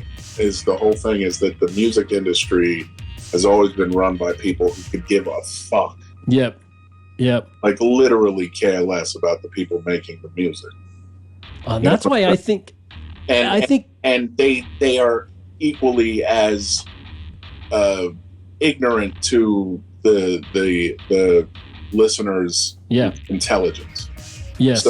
So they do not think that anyone gives a fuck if they're actually listening to Drake or right.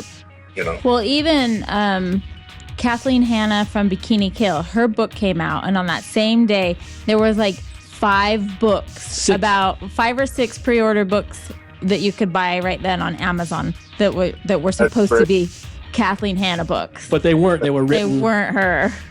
That's right. Yeah, I mean, but that's tricky too. But I think there's laws in place for the written stuff, isn't there? I think it's all gray. I don't know though. I think that there's maybe more laws that protect that than music. At this point. And what sucks is like what I'm asking of the listener is they need to be more active. We need to take part. We need to say like we won't fucking stand for this, but it might be a moot point now because now everyone just streams their music. So maybe following their social media that they'll never see because the algorithms hide it all. Yeah, it's a slippery slope, man. It's might help. It's all right, and they're good. It's all tied in. So it's just like cool. We're just wrapped up in this. We're in the Matrix. That's great. We are in the Matrix. How did we get here? How do we get out? Well, there's no getting out. My feeding tube out of my back. Well, and that's what I guess that's the whole concept of the movie is like some people actually would just prefer that.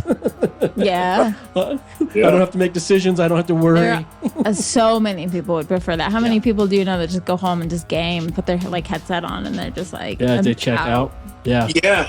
No, that's for sure. I was probably headed in that direction, but then I don't know. I played Madden once, and it was like so incredibly difficult that I was like, "No, that's it." I loved gaming when it was Nintendo 64, but then the games just got too hard, and I was like, I can't fucking do this. I was with it until like I think the last game I actually sat down and finished was GTA with.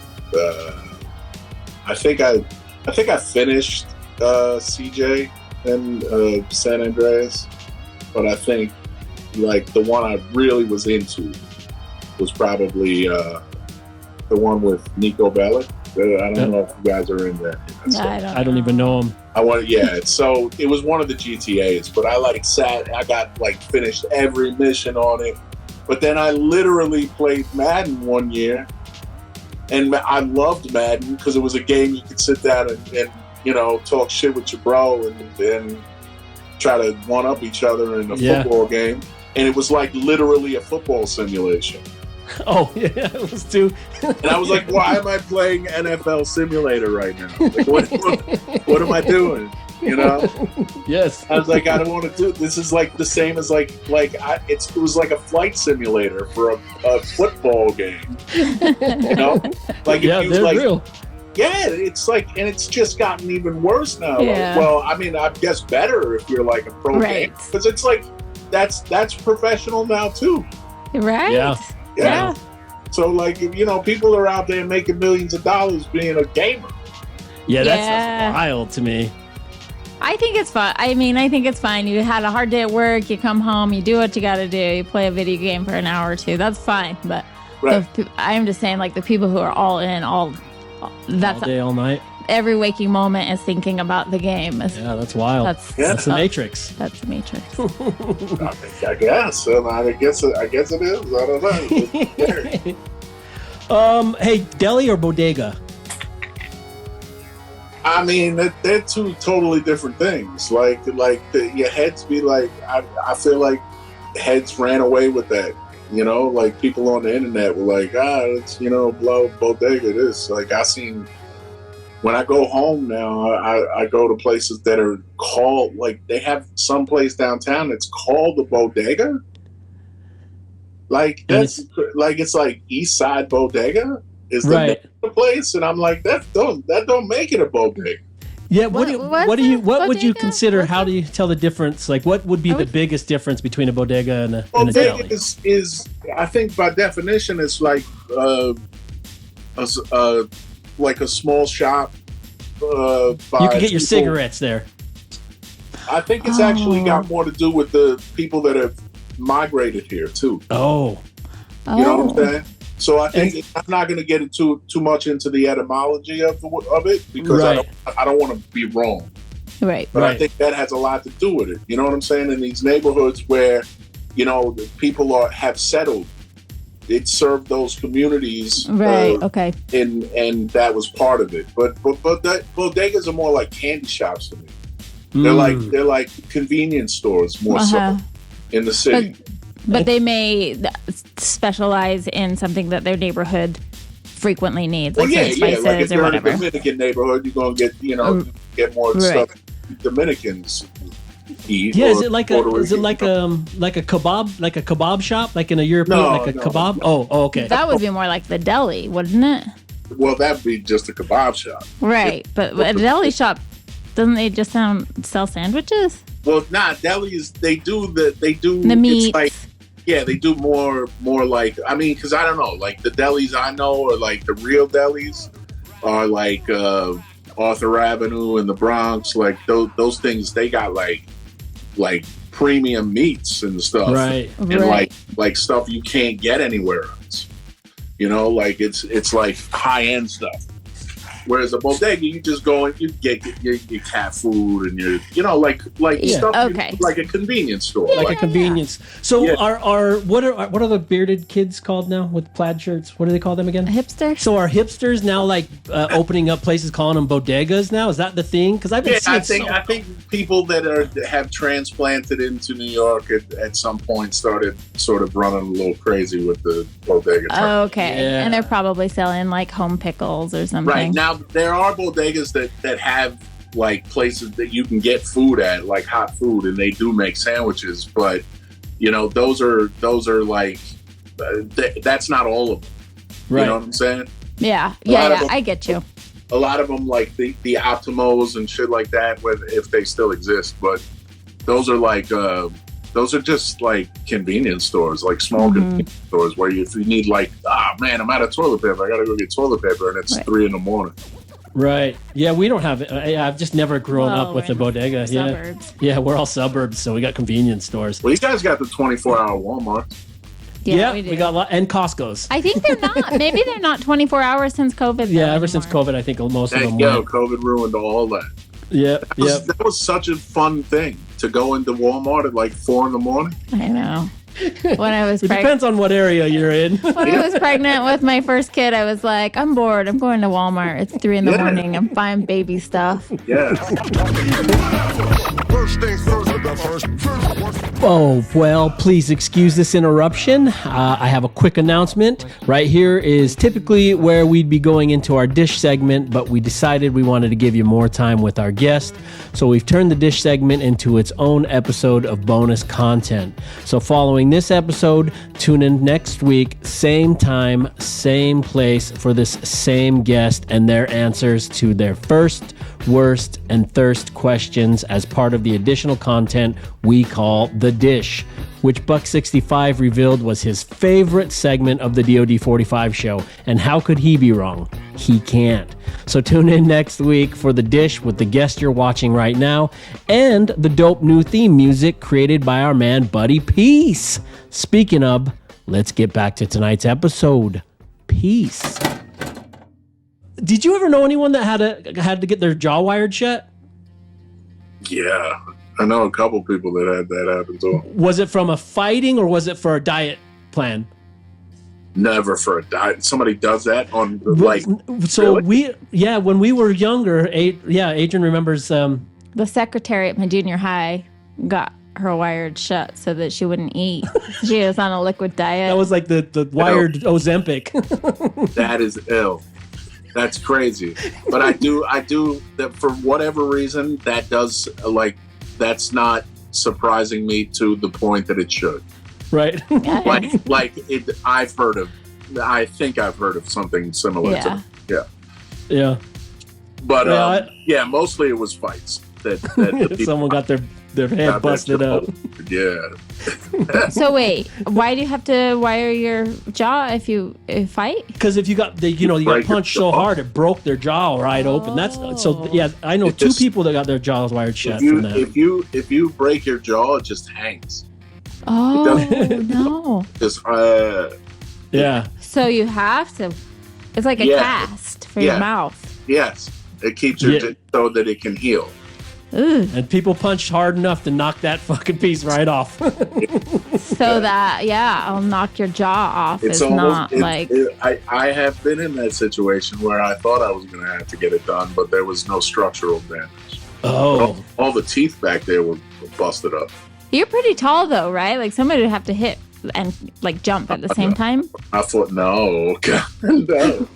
I'm tall, but I'm like 6'4". So, you can reach. I fought a dude who could have been professional.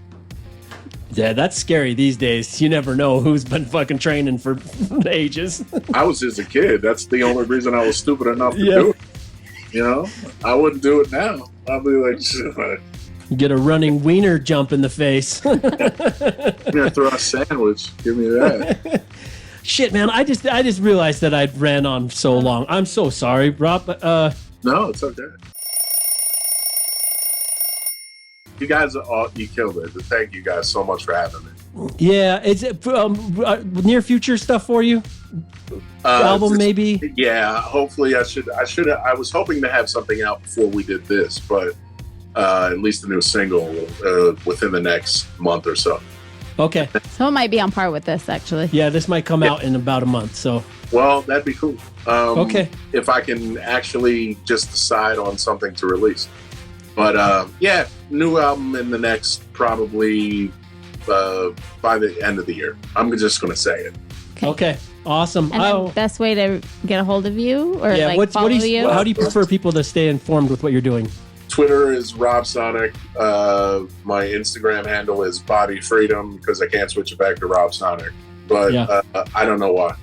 I feel like I had to go through the Secret Service to get them to send me reset codes. It was crazy. Yeah. I'm like, dude, what? So I only have a Facebook in case of that. Yep. Mm-hmm. And on Facebook, there's a Rob Sonic fan page that I look at once every 8 months. But everyone contacts me through that for business, which is the worst. I'd like to see like, yeah, we got this great opportunity. Yeah, you want $1 million? And I'm like, let me ask you one last question. Even if we cut out that's fine. Yeah. What's your favorite purchase in the Whale song? Do you remember them? Yeah. I guess the favorite purchase would be a robot. Robot that I could like teach, but now I don't know so much. It would be just, it'd be cool to have a park and just have enough. Like I own that park and I bought it specifically for these robots. For the robots, yeah, that do like role play.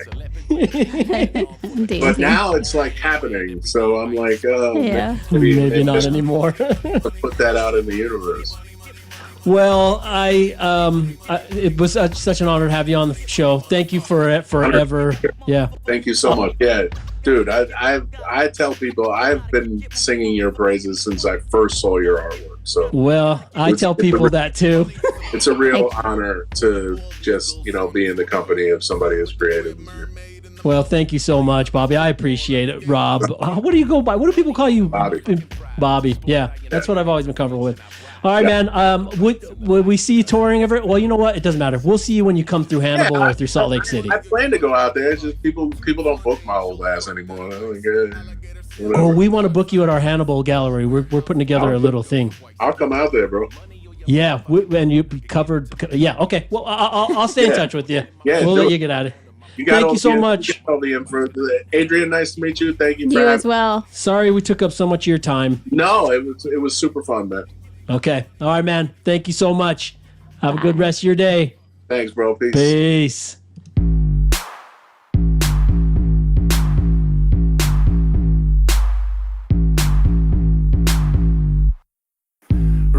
Head full of nicotine. With the tip receipt. He was a sweetheart. I thoroughly enjoyed that conversation, and I could have went on for so much longer. And I just knew that was like I did meet him at the bar, like I mentioned at the show, but I just knew based off of just a long time listening to him and watching interviews and stuff with him. Not that he did a bunch, but I just knew what kind of person he was. It would be the type of person that if we met each other, if we were in the same area, like that's someone I could picture myself hanging around, hanging Yeah, with. no, he seems like a really cool guy. I'd happily welcome him into our guest. I was very excited to hear that he does the road tripping, because I don't hear a lot of people doing that. And it does it's not for everyone. I'm glad. I mean, he said that it's not for everyone. I really do enjoy it still. Like, sometimes it's like... I'm not looking forward to our drive back to Missouri. No, but I kind of am because we're taking two cars. That's why I'm not looking forward to it. See, I'm kind of looking forward to it because it's just a new experience. Because the drive across Wyoming and the drive across Nebraska is just not fun. Yeah. But then there's a new experience to it. It's nice. Anyway... Yeah, that was really awesome. Thank you so much, Rob Sonic. And hey, I'm flattered that he even mentioned that he's always kind of saying my praise, or saying whatever the term is. He's rapping your praises. Like I said, he'd been following my artwork from a long time ago, and even we chat back and forth every once in a while, and finally worked out that he could do our show with us. And he was like, "Yeah, I'm absolutely looking forward to it. It's nice to see the growth." It's exciting that he's coming out with a new album, and I guess I didn't realize that he makes his own music for. Yeah, his productions. It's very specific. It's like this. It's almost computerized. No, that's it's like. He has his own style. Yeah, he's just got such a cool style. Anyway, here's the drawing that you're looking at below. This is the drawing I did for Rob Sonic. What you're looking at is the finished version that I detailed later and added color to. The drawing that you were watching me draw, that's as far as I could get during our conversation. But what you're looking at below is the finished drawing, and it's got Bobby had told me one of his favorite movies was Brazil. That's a movie that stars Robert De Niro. It's a really cool movie. It's Terry Gilliam movie. It's old. It's really bizarre. It's worth checking out. But that's what this character with the flying out here and the head blowing up here. That's the cover of the movie. And then this right here. This is the guy with the lamp. That's the hermit from the tarot card, and that's the inside jacket of the Led Zeppelin 4 album cover. When I was a kid, I used to always try to draw this hermit. And he's standing on these rocks and stuff. It's a really cool drawing inside of the album cover. But I was really glad to be able to draw that now. Oh, good. Yeah, and then that's why there's the Zeppelin here, and it's supposed to be that the buffalo is head ramming the thing. Can you tell that? Kind of, not really, Maybe. huh? I don't know. We'll see. And then he also said he's a Cheech Wizard fan, huge Cheech Wizard fan. Yeah, that's the second one. Yeah, Dusk Raps was a big Cheech Wizard fan. So, and then he's got a lyric in one of his songs that goes with a kick me sign. Oh yeah, and that's why I put that kick me sign on there. Competing with all Owens for a nifty prize of a #1 ribbon and a kick me sign. And then he's a big fan of, or he likes octopi. This rainbow ended up in here because that's in the album cover. It's not. It's not a pride rainbow. Yeah. Rude. Well, I mean, it can be. Pride. No, it can be. I'm just saying it wasn't like a statement pride thing. It's in the cover of the movie cover. So, there you go. That's the drawing. If you like this drawing that I did on the episode or any of the past drawings from DOD45 episodes, you can buy them. Prints of them at the DOD45.com website. And also check out more of my artwork at ArtByTai on Instagram or ArtByTai.com. Okay, everybody? Mm-hmm. Thank you. If you're new to the show, welcome. And hopefully you enjoyed our chat with Rob Sonic. I certainly did. And that's that. There it is. We'll wrap up the episode with a few recommendations. I have a movie recommendation, and the movie is called Blood for Dust. What are you selling? I'll sell products that sell themselves.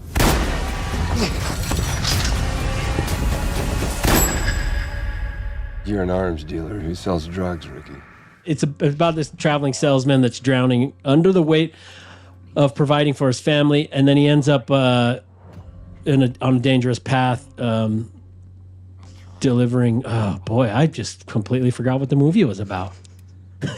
Sorry, I thought. No, it's okay. No, it's totally fine. He starts running. He's like running cocaine and stuff. But he was like a traveling salesman for like a hospital for like he was selling CEPAs. No, the shocker things. Yeah. What are they called? Defibrillators. Yeah. He was like a traveling salesman. He would driving through Montana a lot, and he was doing like selling those. But money wasn't great. He was trying to pay for his family. You'll find out a lot more about that. Anyway, he has to take up a job transporting cocaine because he drives across Montana, and he doesn't look suspicious or anything. And it's an interesting movie. It's well acted. I know the actors. I just don't have their names at the top of my head right now. But it's well acted. It's not. It's just. It's a good movie. So check it out. It's called Blood for Dust. Oh, you know who's in it? The really handsome guy from Game of Thrones. I didn't really watch it. Oh, but you watched the first season. He's like the hero. He's the bastard child. That had to have been like 10 years ago. It is. Oh, Jon Snow. Jon Snow. Yeah, he's Is that his name? Jon Snow, the wolf guy. Yeah. He's in this movie, and he's plays a pretty dark character in the movie. But anyway, Blood for Dust. Give it a shout, a look. It's an independent movie. It's much better than Scrolling. So check that one out. It's a newer movie. I think it just came out last year. I just watched it a couple of nights ago. I don't even remember the names of the actors. I'm ill prepared. I was preparing so much for this interview. I thought for sure you were going to say the movie we watched last night. Oh, I was going to. I really was. Did you want? Well, no. This the guy, and it was also in the season 2 of Marco Polo that I was watching. Oh, really? I'm like, because it kept. Which guy? His grandpa? The main guy. It kept coming on, and I'm like, that guy is not Asian. That guy is Polynesian. And then when I asked you, and I was like, yeah, that's the same guy. Oh, well, do you want me to use that as my movie share? No.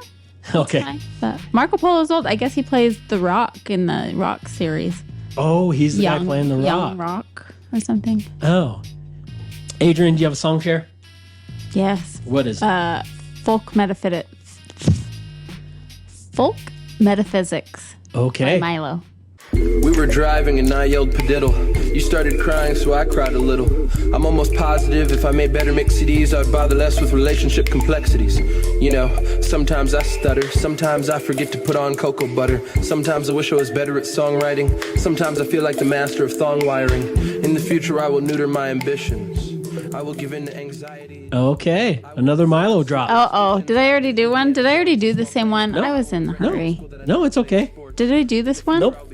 No. No, you didn't. It's. I promise you didn't. I have a different one. No, it's a good one. I'm just going to make sure I didn't already do this one. You didn't. It's not in the playlist. Go ahead with yours. Okay, my song share is a song called Thirsty by Jivin' Scientists. I live my life, live it up like a doormat. Gave it my soul and now I wanna get it back. But I was raised to be better than that. Staring at a pen and paper, just praying for your contact.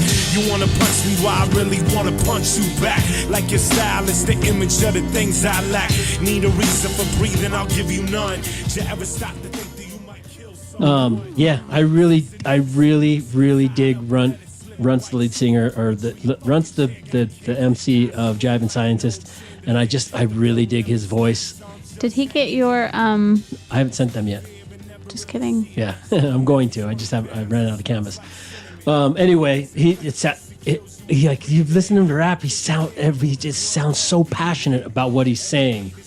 By the way, what Adrian was going to ask if I sent the thing. Runt now owns a club in Tucson, Arizona called the Brick Box. It was brewery. Yeah. Club. Did I call it a club? Well, they do shows and stuff there. Hip hop shows. Yeah.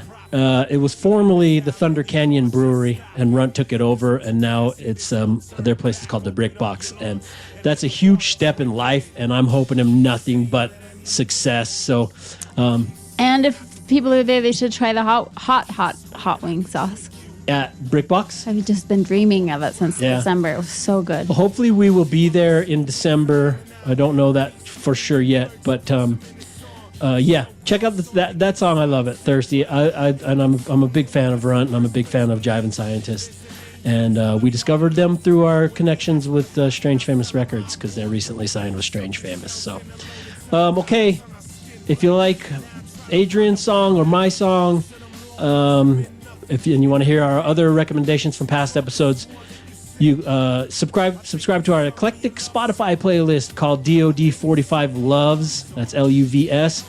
We're not advertising Spotify. We're advertising the artists who are in that playlist. So we want you to go listen to their music, and then we'd prefer you to buy their music if they have it available on their websites or their Bandcamps, or they have vinyl or tapes or clothes or any of them people in there. If you like them, please support them financially so we can continue to have this great music. I celebrate it.